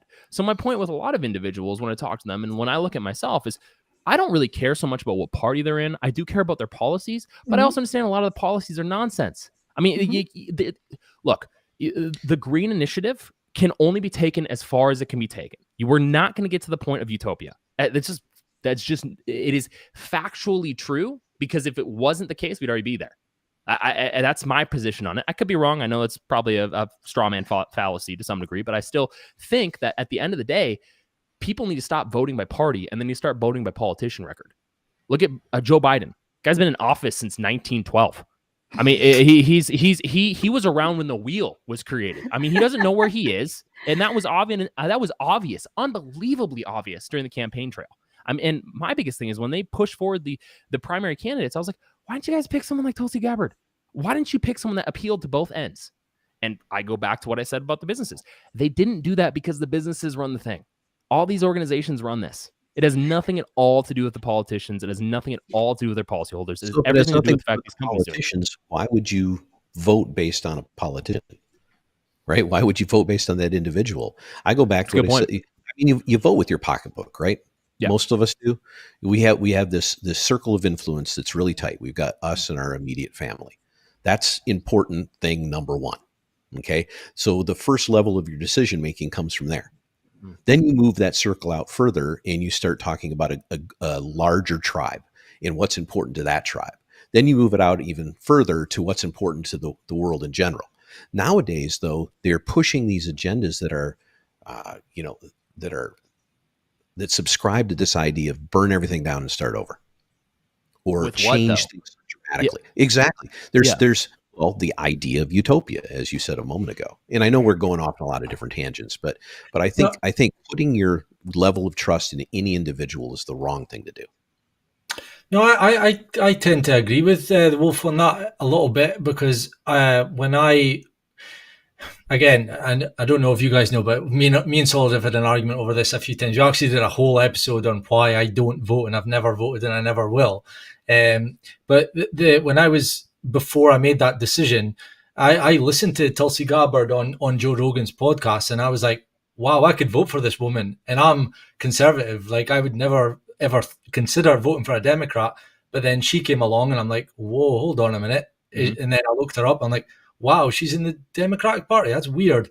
Yep. And then this is to kind of tie it back to what we're actually talking about is, didn't she get demonized by Hillary Clinton because she said, she was a Russian agent or something? And that is exactly what the whole show has kind of been about, how powerful the media are, that all they need to do is look into someone's tweet history from 10 years ago and see that they tweeted something like this, and it destroys. Well, it wasn't exactly 10 years ago. It was like while she was on the campaign trail. No, but I'm saying that Well, I guess, yeah. Well, I guess my point being, to add in, to Vaz's point, is why does that matter? like, dude, all these politicians say terrible shit all the time. They do, every single one of them. Like from Obama to Trump, they all say terrible garbage. And my biggest thing is, okay, well, you've got it's like what South Park did with Hillary and Trump. They did what is a turd sandwich, and it was a fart burger or something ridiculous like that. It's the same thing. It's like having to differentiate between this is nonsense. And whenever they put forward a candidate, so I'll just give you some insight into my end. I think a good candidate, frankly, if people were to take their time, remove biases, and look at this from a logical perspective, I personally think on the right side of it right now, Ron DeSantis is a fantastic candidate. Reason I say that is because he's protecting small businesses within his state. I think that's a major thing. I know you don't like what I'm saying, Solid, and that's okay. Totally fine. But my question is, who else is on the left? Who do you guys have? Okay. But see, I look at it like this. Who do we have on the left? We don't have anybody. We don't have anybody. That's the problem. At the same time, on the right, I don't think the right has anyone. I mean, DeSantis is coming out and doing all these things, and he's I'm better than Trump. I am watching. He may be better than Trump, but it's like, well, damn. I mean, he still isn't. He's still, it's like. But that's the whole lesser of two evils thing, right? We're looking at a better version, right? The lesser of two evils for you. But for me, I'm looking at this man who is saying slavery. Instead of slavery, we're going to call it involuntary relocation. Seriously? For what? What do you say that about, just for context? Slavery. Instead of saying the word slavery, we're going to say involuntary relocation. Come on. Looking this up. And at the same time, it's in Florida, where a lot of this stuff is coming from. They want teachers. So that particular statement's from Texas. I stand corrected, but even still, involuntary relocation. No, I agree. That's terrible. And that is coming from a conservative. Sure. But once again, it's like I'm looking at, taking DeSantis, some of the things that he's doing in his own state. Like the Don't Say Gay bill, right? I'm like, well, even stuff like that, because if you're doing it while you're a governor or mayor, whatever, what are you gonna do when you're top dog? So to give preference, it's just to be fair, because here's the thing, and this is, I agree with you. I don't think we should wholly jump whole cloth into politicians. I don't think we should be skeptical of them, and we should criticize them. They are not our friends, as I've said before. One thing I will say with the Don't Say Gay bill, and I'm going to say this with the mainstream media, it's not called that, one. And two, on both ends of the spectrum within that bill, it's never stated that we can't say gay, and it's never ever once implied that it only has to do with the homosexual agenda. It's specifically to do with just sexual teaching. Even if you're straight, you can't profess to teach a certain way. And so this is back to the mainstream media issue, is a bunch of liberal positions and a bunch of right positions. They miss what the bill is, and they'll go with something like Don't Say Gay. Again, back to a non-falsifiable argument. How would you disagree with the Don't Say? How would you agree with a Don't Say Gay bill? I mean, like that's not true. And so when it comes back to, politicians like Ron DeSantis, either you're for the mainstream media and you're going to kowtow to them, or you're against them and they're going to do whatever they can to destroy you politically because they don't like you. They don't like DeSantis. I will tell you one thing. They don't like DeSantis because he doesn't kowtow to their positions. And I have to tell you, their positions are wrong. Their positions are incorrect. But it still comes down to the lesser of two evils. I mean, I don't know who the Democrats are going to put up. Hell, it could be somebody's mother. They might try. They might try Michelle, which I can see maybe happening. But I don't think it is going. I don't think it is going to be her either. I think that she's like. I think she's done. Oh God. It's gonna be Newsom. But no. Why Patrick Bateman? There's so many other people. Wait, I'm sorry. Did you just say Newsom? He looks just like. I need to show you. I don't think Newsom. I think Newsom will run, but I think he's going to wait until 28. If he wins in the fall, which I think that he will, I think he's going to serve out his 6 years, and I think you will see him running in 28. But Well, he's and taken out ads in Florida already. but So in He looks just like 2024, Patrick Bateman. I That's don't. all I have to say. The guy from American Psycho. He looks just like him. He I'm, does. I'm actually Just looks just I'm like him. actually a bit shocked that you guys vote like with your background in conspiracies. Are you, I'm 100% like under the understanding that our vote does not count. They know who the next president is, and the one after that, and Yeah. probably the one after that. Like you could have 90% of America voting for one person, but they control the numbers on the screen. Yeah. And trust me, they did not know Trump was coming. Well, no, I disagree with that. I think that they had indicators that it was coming. I just think the mainstream media didn't want to believe it. I think You had indicators when Trump was Prince Trav. when Trump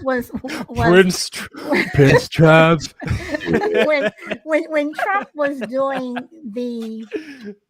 the Apprentice. Yeah. Mhm. That was his trial run. Well, I think the That's indicators. what I think. That was his trial run. Yeah.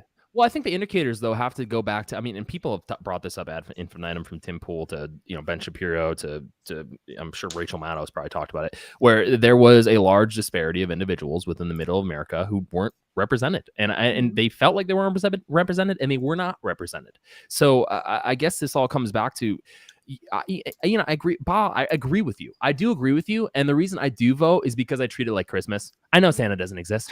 Okay. I know he shows up, and I know the presents that show up are probably from the bull, over here, because he likes me so much, and he gets me presents for Christmas and vice versa. Okay. I understand that, but I still engage because it's fun. Right. And at the end of the day, when I have a future family, I want to be able to say, these things are important.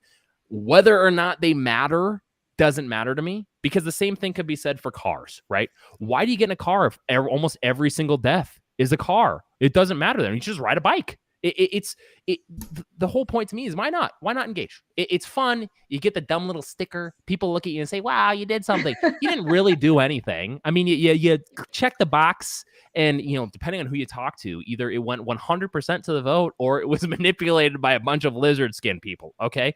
So there's something in me that says, like, one, have some pride and have some standards. Like the whole lesser of two evil argument, it really annoys me, because it's like I know I don't want to get into it, but I'll make the comment. So don't. But the whole, Trump said racist comments, but then so did Biden. But yeah, he's the lesser of the two evils. I don't get it, because I would never vote for someone who called me what they called me. I would just not vote. Why would I lower my standards to vote for a man that called me that word? Mm-hmm. And then also, the main point I'm going to drive home is, we're feeding the demon. We're feeding them, like, voting. Like, what would happen if all of America or all of the world decided not to vote? Or, again, bringing it back to the mainstream media, what if we decided to turn off our TVs and not tune in and not buy a newspaper, not subscribe to their websites? They would go bust, like if everyone decided. So there is something in me, and I know it's a utopian thing or something that's never going to happen, and I know I'm wasting my breath, but the more people that wake up, that phrase, and decide not to take it for fact and to make their own minds up, the better for everyone. Well, I think the question I have for you then is, at what point are we talking about the effectiveness of a vote, right? Because from my perspective, I think state and local voting is incredibly important. I think people should put more emphasis on that as opposed to federal voting. I think federal voting is nonsense. I think the president does absolute garbage. He doesn't do anything. Congress has all the power. And when it comes to, the legislative aspect of things, right now the popular thing, on the judicial end is to treat the Supreme Court as if it's a legislative body. It's not. So this is just a misunderstanding of these positions. I mean, my thing is, like, the president, cool. He's like the spokesperson for Madden. Like, okay, you got Tom Brady on the front of the football game cover, but he's not the guy who created the entire thing. He's just a face. And people tend to put more emphasis on that, in my opinion, by design. So I'm there with you with the effectiveness of the federal vote. It's nonsense. It doesn't matter at all. But when it comes to local voting, the problem is people look at the federal vote and they see that as more important than their local voting. So you got this weird kind of reverse trickle down effect where people don't look at the federal, they don't look at the state voting, they don't look at local voting, and you've got terrible circumstances like California that the policies are going to drive people out of business before they give them any prosperity because of that type of problem. I think the real problem is we put people in positions of power that then dictate the parameters for retaining and gaining that power.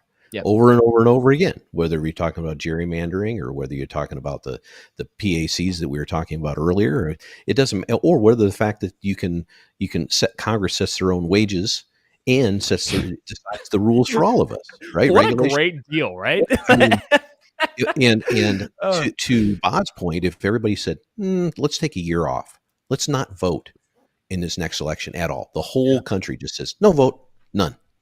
Yeah. It's the same. It's the same argument I used to use with my kids when I said, "Okay, I'm going to turn off that. I'm going to pull the cable. I'm going to turn off that television." And their argument is, "Why? Just don't let me watch the TV show you don't want me to watch." Right? It's the same thing. If we don't want these mass media corporations to own the world, if we don't want these agendas to take place, then you got to turn it off. Yeah. But I don't know whether it's us as individuals or whether it's us as a society that we're in this bubble that is so inundated. Yeah, not just inundated, but we don't have baseline problems. We're a first world country. Same with the UK. We have first world problems. You hear that kind of saying all the time, but it's true. If you were worrying about how to put food on the table for dinner, you wouldn't turn on Netflix, right? And if you were deciding all these kind of things for your close personal tribe, all those important things were roof over your head, bread on the table, and water. None of this other stuff would matter. But we've got it good. And to keep it good, I don't know if you turn everything off or not. I think it's something we could do. I don't think it's turning, because this is where I will probably disagree with you, Ba, is I don't think it's turning everything off. That's the answer. I think it's shifting the prism of your perspective, right? So if I'm looking at my locality and I'm saying, how can I make my locale better? The answer is develop community. The answer is get involved in your community and vote for better policies within your immediate to bring a better type of life for those surrounding you and your own personal family. That's the answer. It's always been the answer. And you can see with the disintegration, especially in America, with the disintegration of locale culture, with this disintegration of locale community, with these almost, I wouldn't say invasion, but it sure as hell seems like it sometimes. The invasion of these large conglomerate organizations coming in and saying, no. You don't need the small mom and pop's place on the store. Get your milk for $1.50 from Amazon. Like there's a reason why they're coming in. There's a reason why the inverse is happening on the culture and community side. So when it comes to voting, like, sure, the federal vote's all nonsense. It's all nonsense. But people need to shift that perspective of thinking that it's important and that the president is important and that, somehow voting for whoever is in office at the federal level is important and that the argument of federalism will answer all of our problems. That's clearly not true. I mean, if that's true, you're ignoring a lot of things. We need to shift. We need to shift things back to bringing the power back to people and trusting our fellow American to make decisions that we ourselves would trust ourselves to make. That's the answer. If we don't do that, then we're screwed. Because if we take a break, everything falls apart. Everything falls apart. Because why would you ever come back? It's like the gym. I use the gym as a great example for everything. If you go to the gym for a week and then stop going to the gym, you're never going to go back. It's statistically, it's 9 out of 10 people will. I've gone to the gym and left, and gone to the gym and left. What I mean by that is you'll never get consistent results, right? So the operating system when it comes to the federal government and when it comes to locale is if we stop engaging, if we just become apathetic, you know what's going to happen? Tyrants are going to get into office. People like, no offense to Patrick Bateman, Gavin Newsom, are going to abuse their powers and force people to do certain things when it's not within their control to be able to do that. We don't live in a monarchy. We don't live under a king. We live from the Constitution's perspective. We live in a very free society where the three things, pursuit of happiness, the pursuit of liberty, and the pursuit of life, liberty, and happiness, right? Those things are guaranteed to every citizen, and they should be guaranteed to every citizen. And if everyone just opts out of that, why even try anymore? I mean, what's the point? And that's my things. I just see a lot of apathy lately, and it's concerning, is what it is. Well, I definitely think that down ballots matter. I will vote for the dog catcher. Yeah, seriously, because that dog catcher could one day move up, and next thing you know, he's sitting in the White House. So, but but at the same time, I look at, okay, let me ask this. I know this is getting off topic, but if people paid more attention to their state and their city, which they should,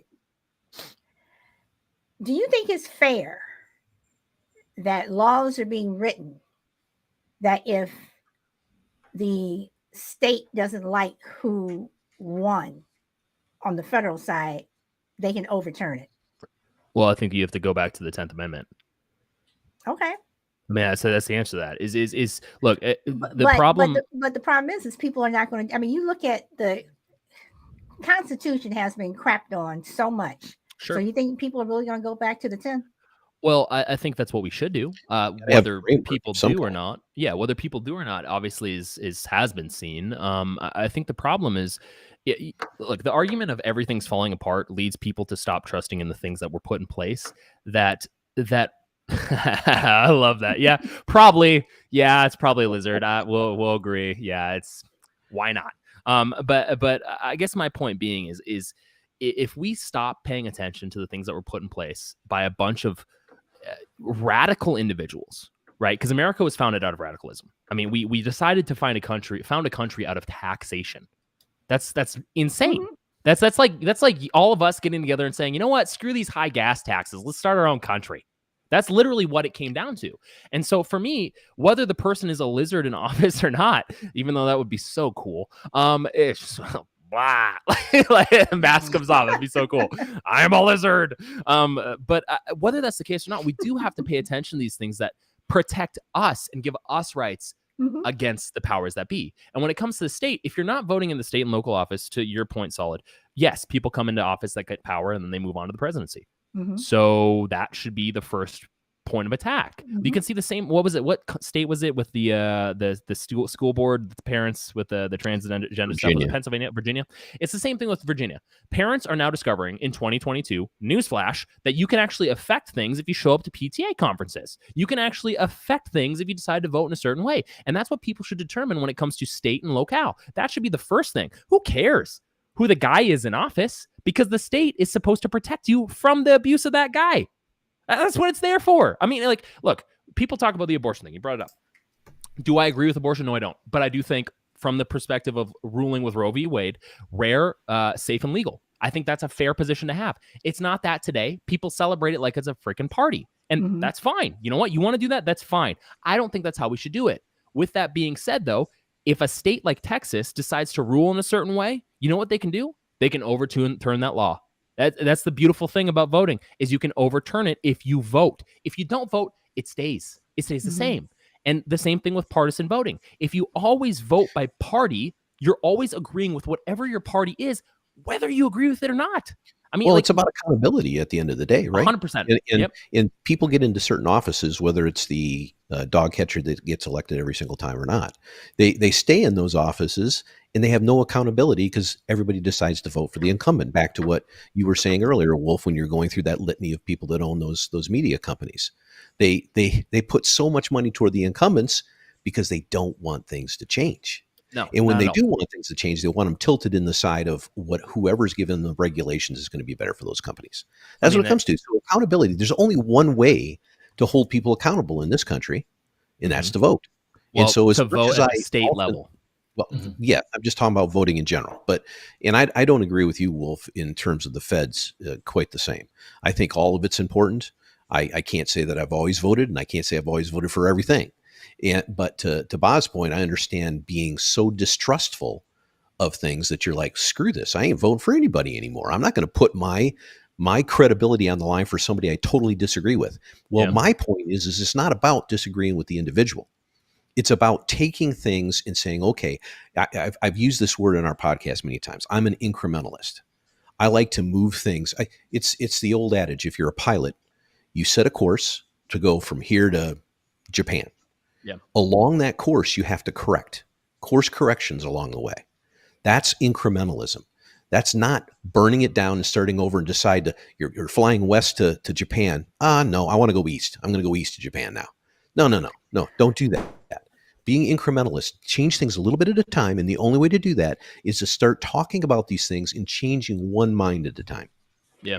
Well, one thing that I can say, I've said this before many times, is I believe in the Bible, and I believe that God is so disappointed that He just needs to come down and just get rid of everybody. He's laughing his ass off. And he needs to start over and put animals at the top and put humans at the bottom, because no matter what party you're in, no matter who you are, as humans, we have just messed up so You know, he much. tried to Well, do that once. the but he Bible? did. He said there were floods, right? Well, yeah, yeah. and you're right. And he came back with more humans like us. Well, didn't the Bible specifically talk about being a good steward?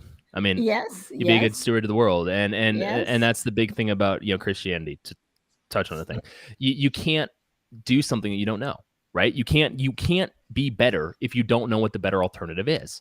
And when it comes to theology, if you don't hear the message of being a good steward, you're going to think Christians are insane. I mean, that's the alternative, right? A lot of Christians are. Before we keep going, are you guys good on time? Oh yeah, I'm good.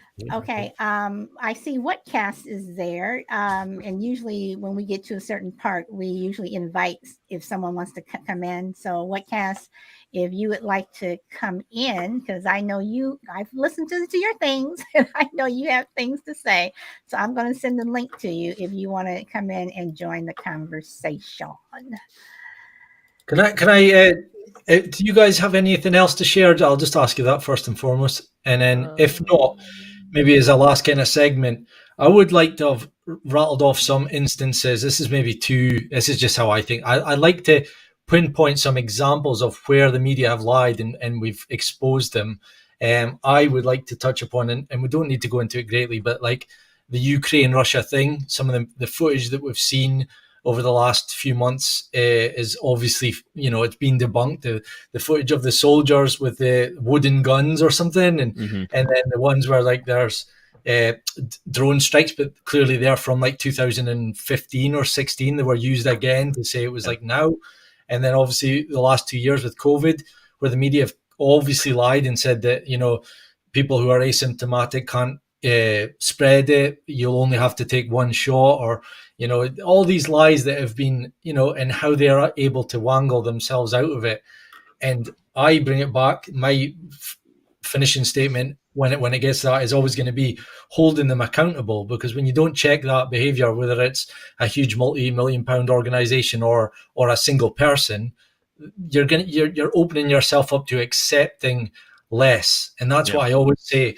And I don't, I'm not sitting here on my high horse acting as if I don't consume anything or I don't do anything wrong or anything like that. But if we all stood up against lies first and foremost, I think it's obvious we would have a better life. Like I hate living in this world with that we accept this crap, this demoralization, and that's what they're doing. When you go onto Twitter and you click on the trending, in my mind, I see that's what they want us to talk about. Yeah. Whether it's Roe v. Wade, whether it's Johnny Depp versus Amber Heard, whether it's Chris Rock and Will Smith, that's what they want you to talk about. And usually it's to promote something. Like I'll finish off with a little agenda, a little conspiracy theory that I heard. It was just a little TikTok and it was a funny one, but it makes you think. And I think it'll show people how I think the media work. And it was one of the major companies that are very predominant right now. I won't say for obvious reasons, but you'll know them. They're very predominant right now. Are on the verge of bringing us an alopecia aid, medicine that can help fix alopecia. Now, they still need funding and they need to get that out there. How would they do it? Well, this guy believes that the whole Chris Rock, Will Smith thing was to get that into the mainstream so that people start talking about alopecia. And then, oh, look, we've just discovered that we've got this alopecia. That is how they work. So if they want an agenda to happen, what they'll do is start stories in the media to get people arguing on Twitter and Facebook.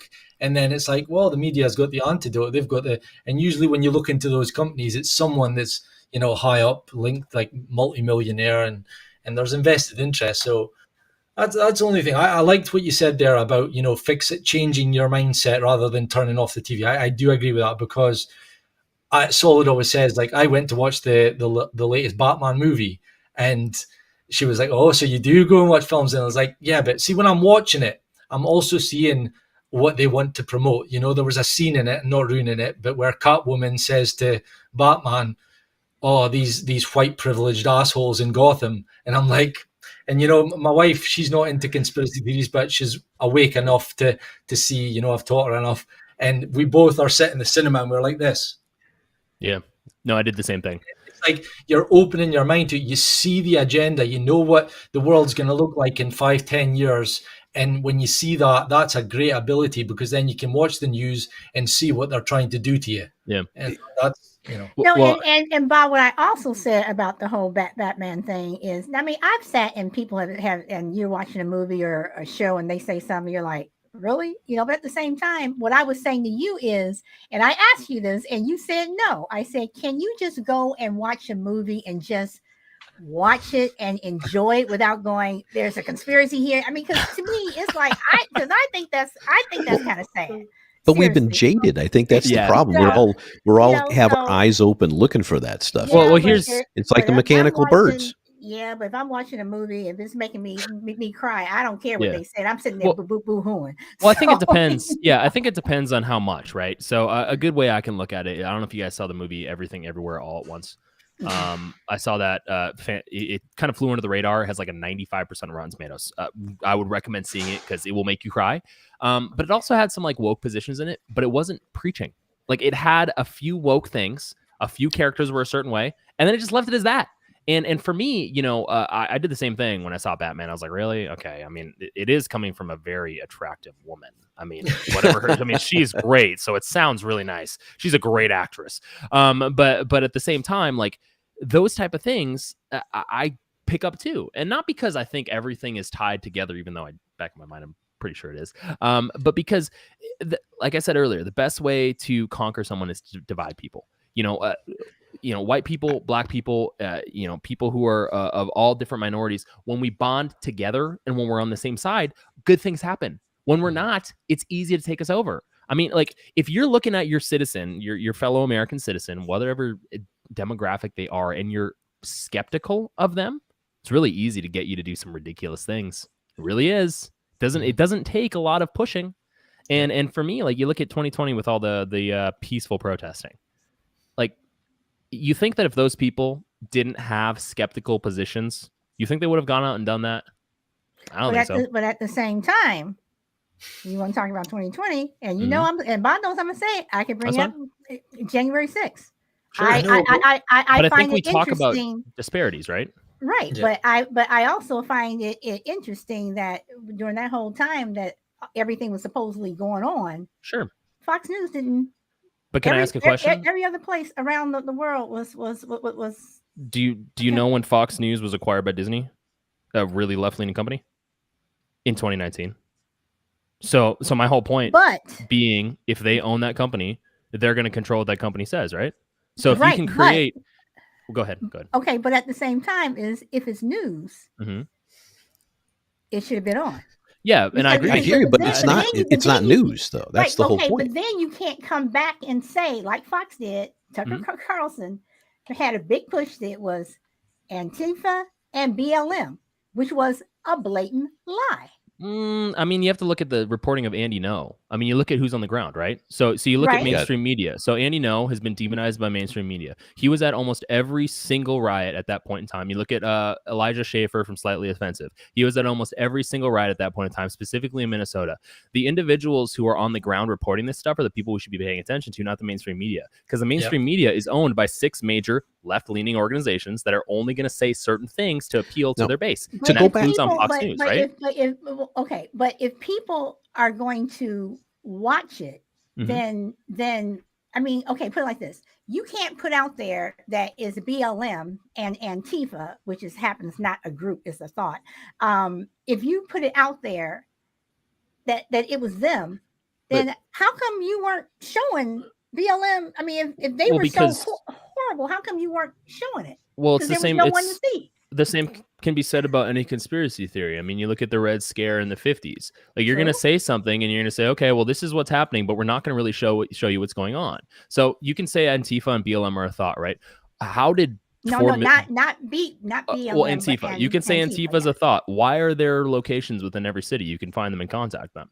I mean, if it's a thought, there wouldn't be organizations, right? If it's a thought, there wouldn't be damages in 2020. But do I'm you not going to know? blame BLM for all that, because I would say that what ended up happening is there was probably peaceful protesting going on. And then at a certain point in night, people who were part of Antifa, who also affiliated with BLM and some other organizations, came out and said, okay, time to destroy.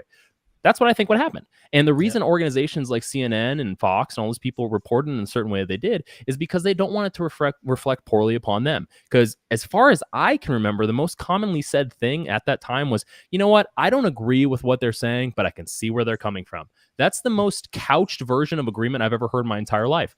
I don't agree with what Ted Bundy was doing, but I can see where he was coming from. I mean, you can apply it to literally anything. I mean, I can say that thing and then excuse the decisions of people who I don't agree with. I think but you then nailed it saying right that, there. No, You're no, excusing right? the decisions. I am about to say this because I can see where before the show started, I said I don't agree with what a lot of things that BLM does, but I can see where they're coming from. Just like with the civil rights, you had people who did not believe that people should get on a bus and go and they should protest whatever. But I can see where they're coming from because I live that life. Sure. And we're not disproving that. I think right, that So this is what I'm saying. So when people say I can see where they're coming from, some people really can see and understand where but the other question, people don't. I think you The can see where it's question, coming from. The problem is there's a line of demarcation between peaceful protesting and conflating into something greater than yes, that. here's the thing. absolutely. I mean, were those was 2020 all? Please, there were riots. They were burning down stuff. Absolutely. But once you go over that line, what do you say then? Right. You can't then say what you're saying. You can't say, here's what I can see where they're coming from if they're doing something. I'm not She's saying not that I can that. see where they're coming from them burning down stuff. Yeah. I'm saying I can see where the protests, where what they were 100%. fighting from is coming from. I'm not saying that. No, of course Okay. not. Can you say the same thing about January 6th? I can say this about January 6th. No, I cannot see where they're coming from because they went in there. I'm not talking about the people that went in. No. I'm talking about the huge people group who of people that have been demonized because they were in Washington at the time. About 50% of the country. Talking about I am specifically talking about the people that went in. Now, I agree with you there. For the people who were at the rally, and if they were just saying, you know, we want to have fair this and we want this, whatever. Yes, I can see where they're coming from. But when they take it to that next level, you have totally in agreement with you. Totally. So once again, so when I say that I can see where the protesters are coming from, I can see where they're coming from. But when they took it to that next level, you lost me. When the January 6th people were standing there, okay, I can totally understand it. But when you all took it to that next level, you lost me. So can I posit something that I think is probably likely? You've got the riots in 2020 and you have the January 6th stuff. Okay. So a bunch of people saw that protesting works, right?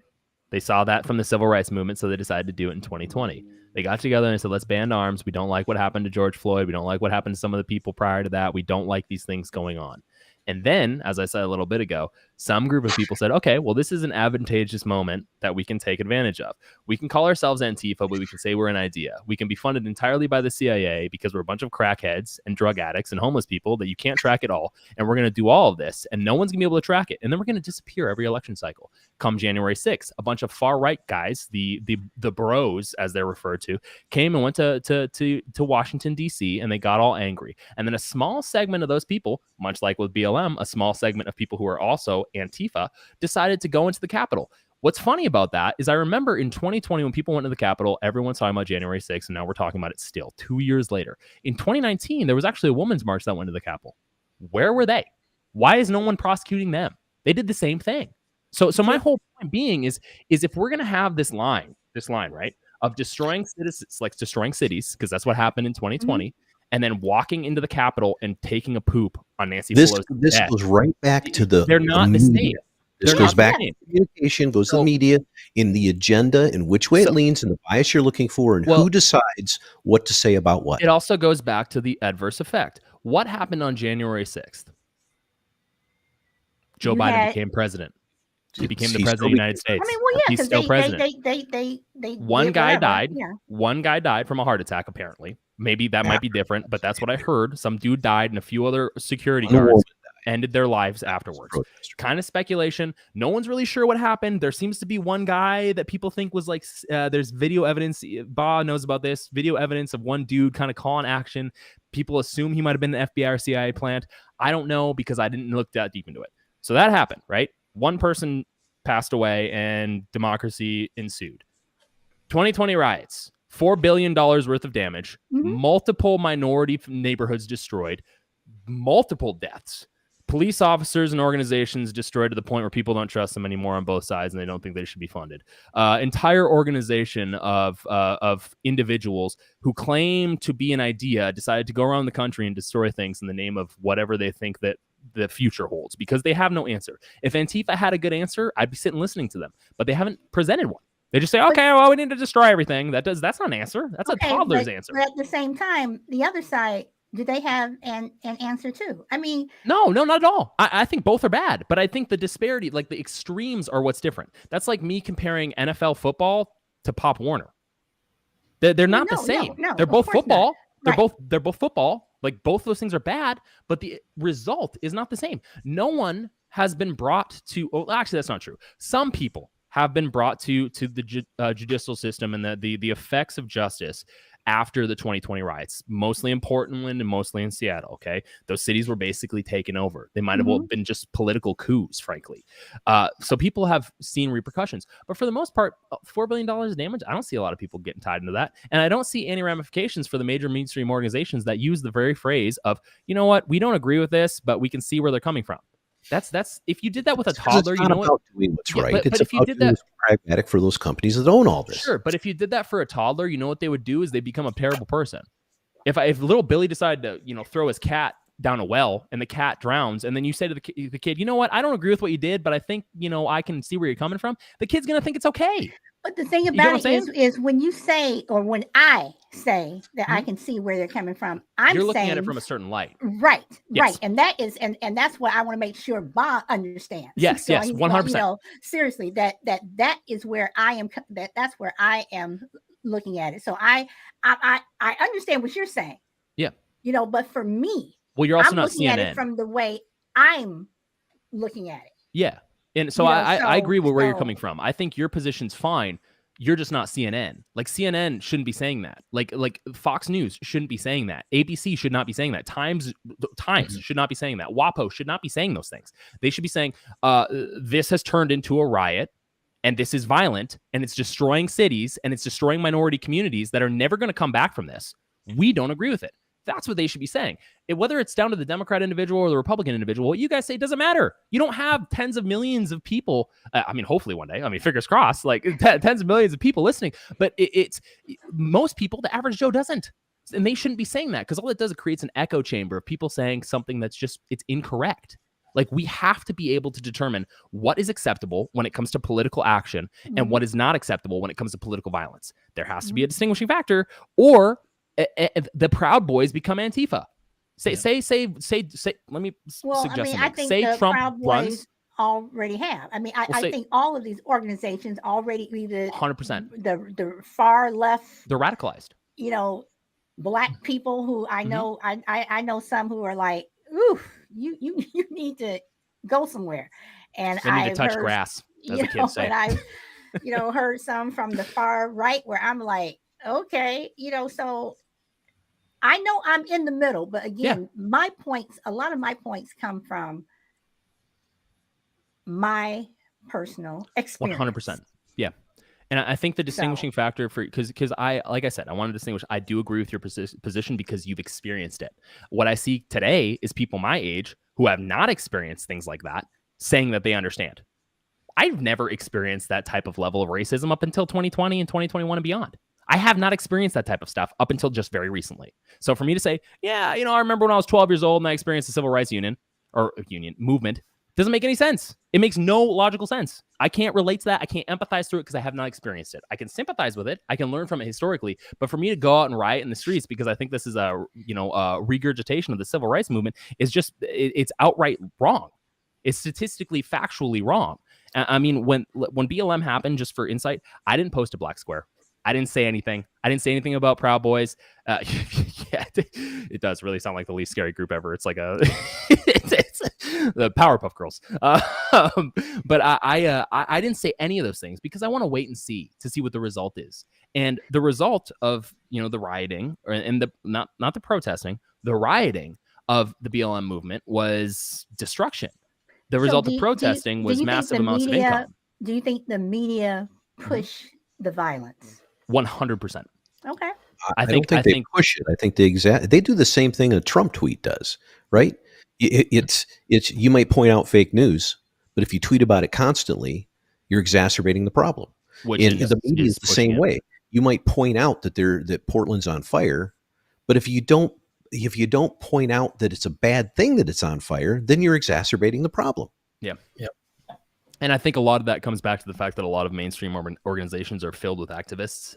There's a differentiating factor between journalists and activists. Mm-hmm. Journalists can separate themselves from the experience, and activists can't separate. They can't separate emotion. And what I mean by that is not that they can't feel emotion, but they choose to go the emotional route first, as opposed to the logical route first. So, do you think that I'm just looking at cable news? If all cable news just stopped, and people had to rely on their local news? Yeah. Do you think that would be a difference of how the country or the world works? Well, I think it depends. People would see things, or I think it depends. I think because I don't think anyone's calling. Like, I'm definitely not calling for innately. I'm not calling for the dissolution of mainstream media. I think they just need to do what we need to do with the border. They need to reform. They need to figure something out, or things are going to get worse. And it's a lot of work. And politicians, and organizations oftentimes don't like reforming because it's a lot of work. It requires them to do their job. It's easier to sensationalize everything. 100%. And more clicks and more likes and more readership and more subscriptions and more whatever the agenda is for those that own these companies. That's the easier thing. And that's the way this business proposition is set up in this country. That's the way the politics are set up. That's why everything we talk about today is politicized. We can call it different things, but it all falls in the same category. If you look at the Congress of the United States, and I'm not looking at it right now, but go to Pew or Real Clear Politics or something like that, where it's just graphs and charts and numbers and things like that. You'll see that the approval rating for Congress is, it's below free. It's dismal. Dismal. Can I ask a question? I'll ask Solid first. I'd like to know your feeling. Do you believe that the media are allowed to report on anything they want to? Do you think they report to anyone? Or basically, who's higher, like the government, the media, who controls who? What would you say to that?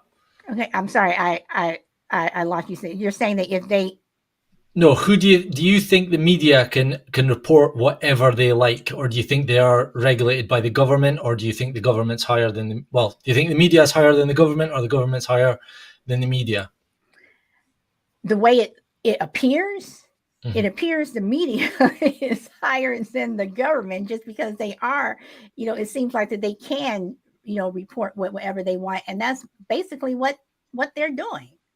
I think that the media is reporting, whatever they want. But at the same time, when I look at the media, I'm looking at it as the whole. I'm just not looking at the Rachels and the Tuckers and everything like that. I'm also looking at those people who have podcasts. I'm looking at the people who, when you go and you post your, videos, whatever, all of that to me is the media. And that's what scares me, that even though the media as we have it now needs a total overhaul, I still don't want some of these other little people who are posting whatever, that if they become mainstream, some of these people are posting some really dangerous stuff. So can I ask something? So again, what do you do? If an organization, so I'll use the Daily Wire as a good example because they're really growing really fast. If they come out and they can't claim and they say openly that, hey, we're a conservative organization, we're going to lean conservatively, and they grow to the point of something like CNN or Fox News, is that not a good thing?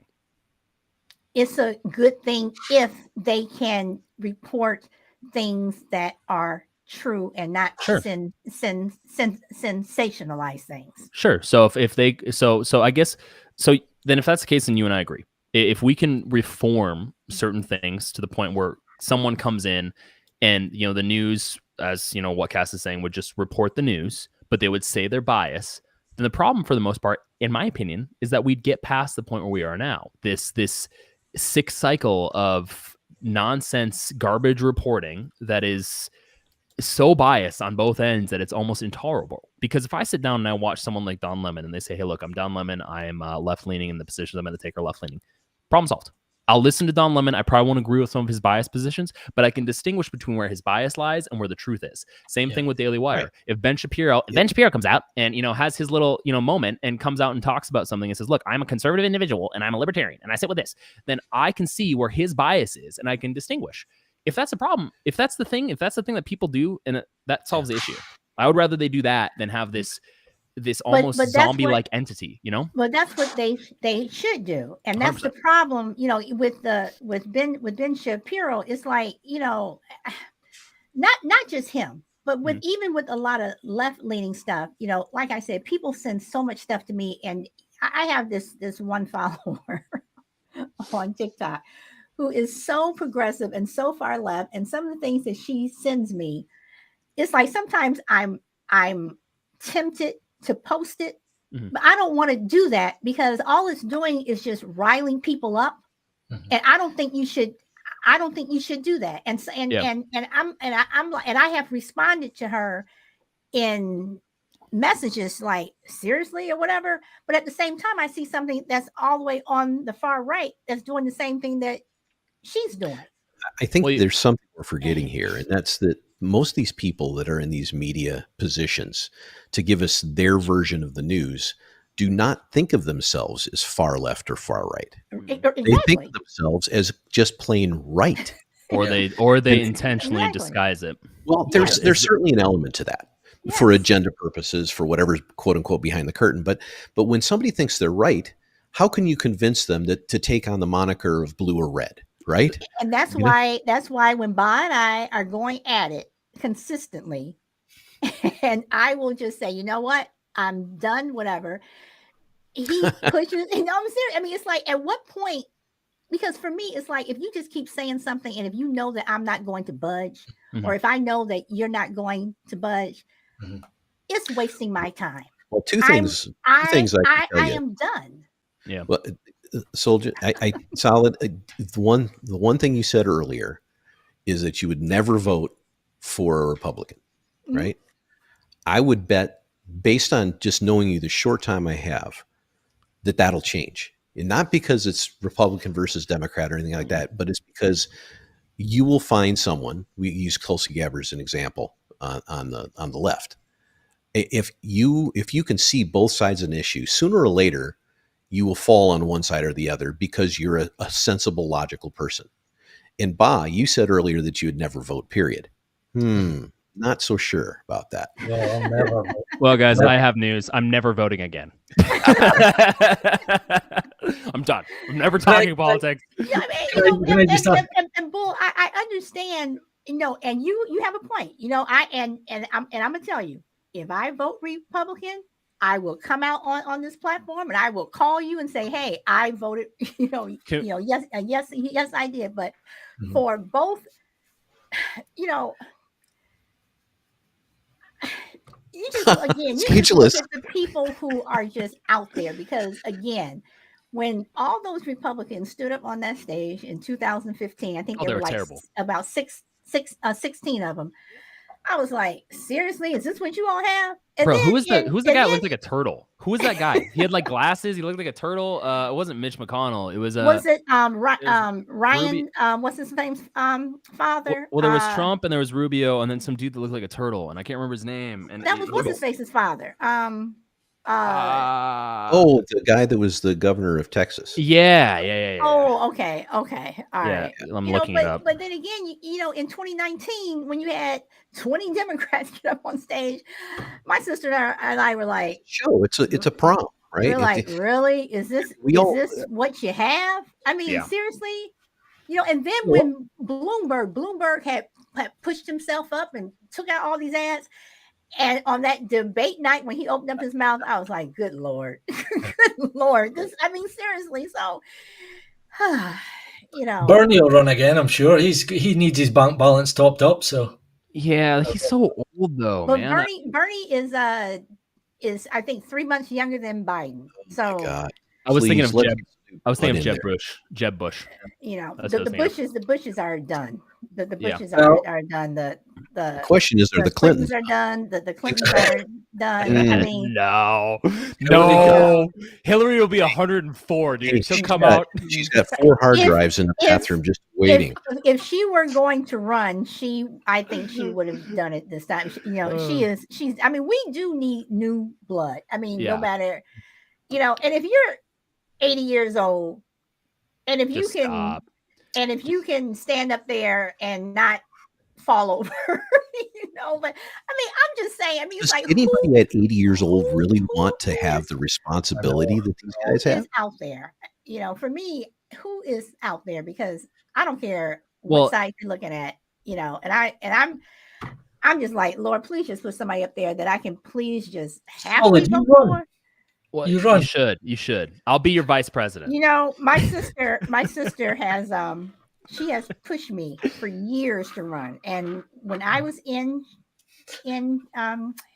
Chicago, because that's where I grew up, and it's nothing. When I grew up, it was nothing the way it is now. Mm-mm. I wanted to run as an alderman. I was into politics. I knew Chicago politics left and right. And my sister was like, you should run. And my father said, if you run, you'll be dead within a week because your mouth will get you into trouble because you don't know when to stop, because you will call this person out, you'll call that person out. And in Chicago, you cannot do that because it is known that people who have run, even recently, they kind of go away and you never see them. I think that would happen to me. You know, if I ran, I would get in so much trouble. But I would. would love to run. I mean, Yeah. but Local. I know that I would piss a lot of people off. Well, actually, on nowadays, both that's kind of the sides. thing people are looking for anyway. So Yeah, you might probably do fine. absolutely. I mean, I saw people this. that live with those skeletons in their closet and nothing to say about anything don't get Yeah. anywhere. Well, I saw this like, I don't know how true it was, but I saw this little clip of the founding fathers on Instagram that said their ages when they founded the United States, and like almost all of them were like in their early 20s. So I mean, my view, not to say that we should have 20-year-olds being president, but I just mean, like, honestly, I think it's we definitely need to change things, because if I keep seeing someone who's from the elderly home up there, I'm gonna yeet myself out of existence. I'll do yeet you really myself. want someone that is about ready to turn 35 later this year, right? Or right Yeah, now, right? because you have to be 35 to run. That's for fine. president. Yeah, you have to be 35 's fine. to run for I think president. that's enough lifetime. And that's fine. But you know, the one of the late night shows was asking AOC about this. Oh God. God, that's what I said. Oh my God, really? We talking about if she was going to run? Oh yeah, I forget what show it was, but they asked her this a month ago, something like that. And I went, please God, no, don't do it. But the fact is that type of person has a reach that people like myself truly don't understand. I mean, the social media stuff, as interesting it is to me, I see these things as tools, and other people see them as their meta life, right? Hey, you don't need to be so negative. You don't need to be so negative, okay? I won't be able to exist without my TikTok and Twitter and Insta tweet, all right? I can't exist without that. What are you talking about? Who am I without Instagram? Exactly. Well, none of it matters because your next president is already decided. And if you want to know who it is, it's Donald Trump again. And it's not to mind. No. It is. You want to see some more disruptive. Well, who's his VP? Is it DeSantis? I don't know, but I know it's set in stone. It's like he's on the golf course and he's saying on the tee, your 45th president. He turns and goes, and 47th, and it's all set in stone. When you guys have done the Skull and Bones, the Freemason stuff. It's pre-written. Even in the local level, I was going to jump in there. There's a girl on Podbean that I've been listening to her show, and she ran for, I think it was Nevada, for the mayor or whatever it is. I'm not even sure the term, but I've been listening to her show, and I really like what she's got to say. And obviously that's run its course now. She didn't win.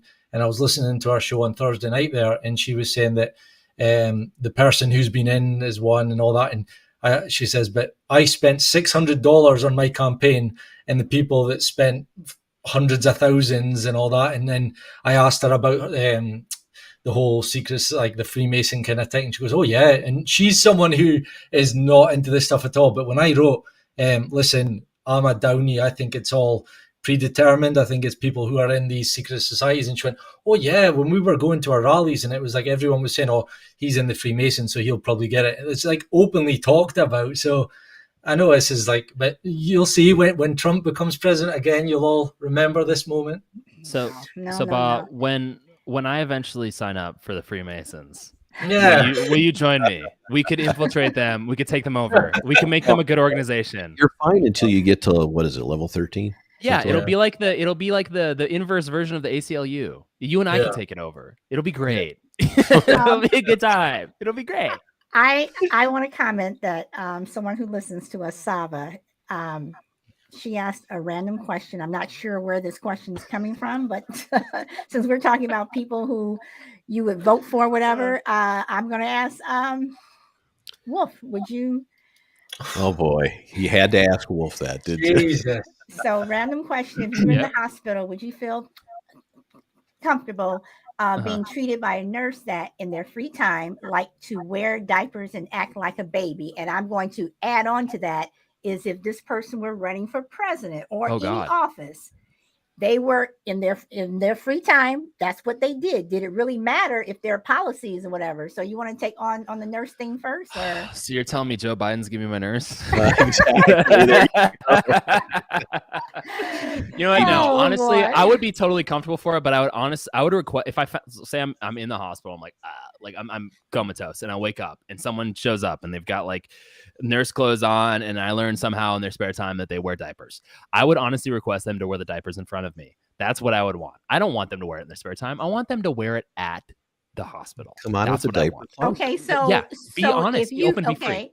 So if it were a politician running for whatever office, Ted Cruz, and they like to wear diapers and what have you, or they like to dress up in women's clothes or whatever. Yeah, why not? So you're saying that when they gave their speech, they should be up there in a diaper. Yeah. And here's the thing. You want to know why I say that is because I care more about their policy than I care about what they do. Because I know Joe Biden has the children, as I said earlier, he touches these hairy legs, and then Donald Trump is grabbing women by their whatever. And you know what? People were okay with that. I honestly think that they should, to switch everything up to make it really enjoyable, we should switch everything up and make the policies less important and the things that they've done wrong more important. And who's doing the more wrong things, we should go with. I think that would actually be way more interesting. I just think we should stop deifying all these people. 100%, period. And they're human beings, some of which wear diapers, some of which wear dresses, some of which, well, I won't even. You know what? Diapers, Huggies, depends. Yeah. You know what? We're all going to be there one day. Okay. Right. Do you want to do closing statements? Because it's been a great chat. I'm getting pretty hungry. So just your finishing statements on the media and you both. Yeah, I'll just start us off. I think that I don't think the legacy media is in a death row. I don't. I think it's modifying, it's changing, it's adapting, it's evolving, if you will, to meet the needs of a new generation or multiple generations, new technologies, et cetera. And I think the problem comes in where you have, as Wolf was discussing earlier, you have so few people and so few businesses owning the rights to communicate. And I think that's why we should continue to push the kind of platforms and the kind of communication that we're doing right here. Because this is the new media. It truly is. What it'll turn into, I don't have a crystal ball, clear enough to show me that. But what I can tell you is that the legacy media is all about trying to draw your trust into something for something that's hidden behind the curtain. And we got to stop looking at that. We got to stop giving that our attention. Instead, focus it on individual decision making. And as I think, Solid, you were talking about earlier, making those decisions important for yourself. I forget the term you used, but that's the key to this. Use your own brain, use your own logic to make these decisions, and then come together with like-minded people, but listen openly to others. Awesome. I think I'd probably, I'm going to disagree with you, Bull. I do think that the mainstream media, well, I always do, just by virtue. I'm contrarian. I think the mainstream media has failed. And I don't think they're dead. I think they're going to reform. I think they should reform. But I think right now, the state that they're in is total failure. It can be seen in viewing metrics. It can be seen in trust. I had a little thing that I never got to, but we can talk about that at a later time. But the American people don't trust the mainstream media. And I think in order for them to survive, they're going to have to change. And people are going to have to learn that everyone who's a main spokesperson in the mainstream media is a lizard person. And they're going to have to reveal themselves, damn it. But I think the best way for people to supersede the negative effects of the mainstream media right now is to, maybe to Bau's point, maybe remove themselves a little bit and then focus on their community, focus on the people around them. Stop distrusting your neighbor. Stop looking at people as if they're on the other end of the spectrum, you can't work with them and you can't compromise. The beauty of this country is compromise. The beauty of this country is working together. And the mainstream media right now, unfortunately, is an impediment to that. And I think the best way people can get past this and for us to grow as a country, because right now we're in some teenage growing pains right now, is to remove the bias and the tribalism and the hyperbolic nature that is presented by the mainstream media, get back to grassroots activism when it comes to locale and community and developing relationships. And if you need to inform yourself by reading, so you can differentiate between the media's bias and what's actually fact. Okay. Awesome. Well, I think the media is necessary. I do think that they need to reform, but I think getting rid of the media, the mainstream media, totally is going to just open it up for somebody else or some other people to come in and take their place, and we're going to be in the same spot. So, but I will say this. I have enjoyed you guys. I really have. And I hope to bring you guys back again. I already have a couple of topics that I'm going to talk to Bob about that I think that you guys would want to jump in on. But I like the fact that you all push back on me and I push back on you, whatever. But it is just about, like you said, listening to other people's views. Mm-hmm. Awesome. Couldn't agree more. For me, I've got a few points I've written down just quickly to touch on. Fact checkers, censorship. Those were 2 points that I would have liked to have touched on throughout the episode. But I mean, the famous saying I always hear is the fact checkers only came out when the truth started getting out. And even the censorship, I mean, I have no hope for this episode, by the way, but we can still rip it and put it onto BitChute and other places. But YouTube will definitely ban it for one reason. And I don't know if you know why. It'll be because we touched on, we spoke a bit about the 2020 election and that word stolen. And I think that's an instant. We've already had an episode that was removed for that. And like I say, but that's no problem. I would rather have these chats and we can put it elsewhere. And that's the beauty of the world today, the free market, capitalist society, where you have BitChute, you have Rumble, you have all these other places that we can put our business to.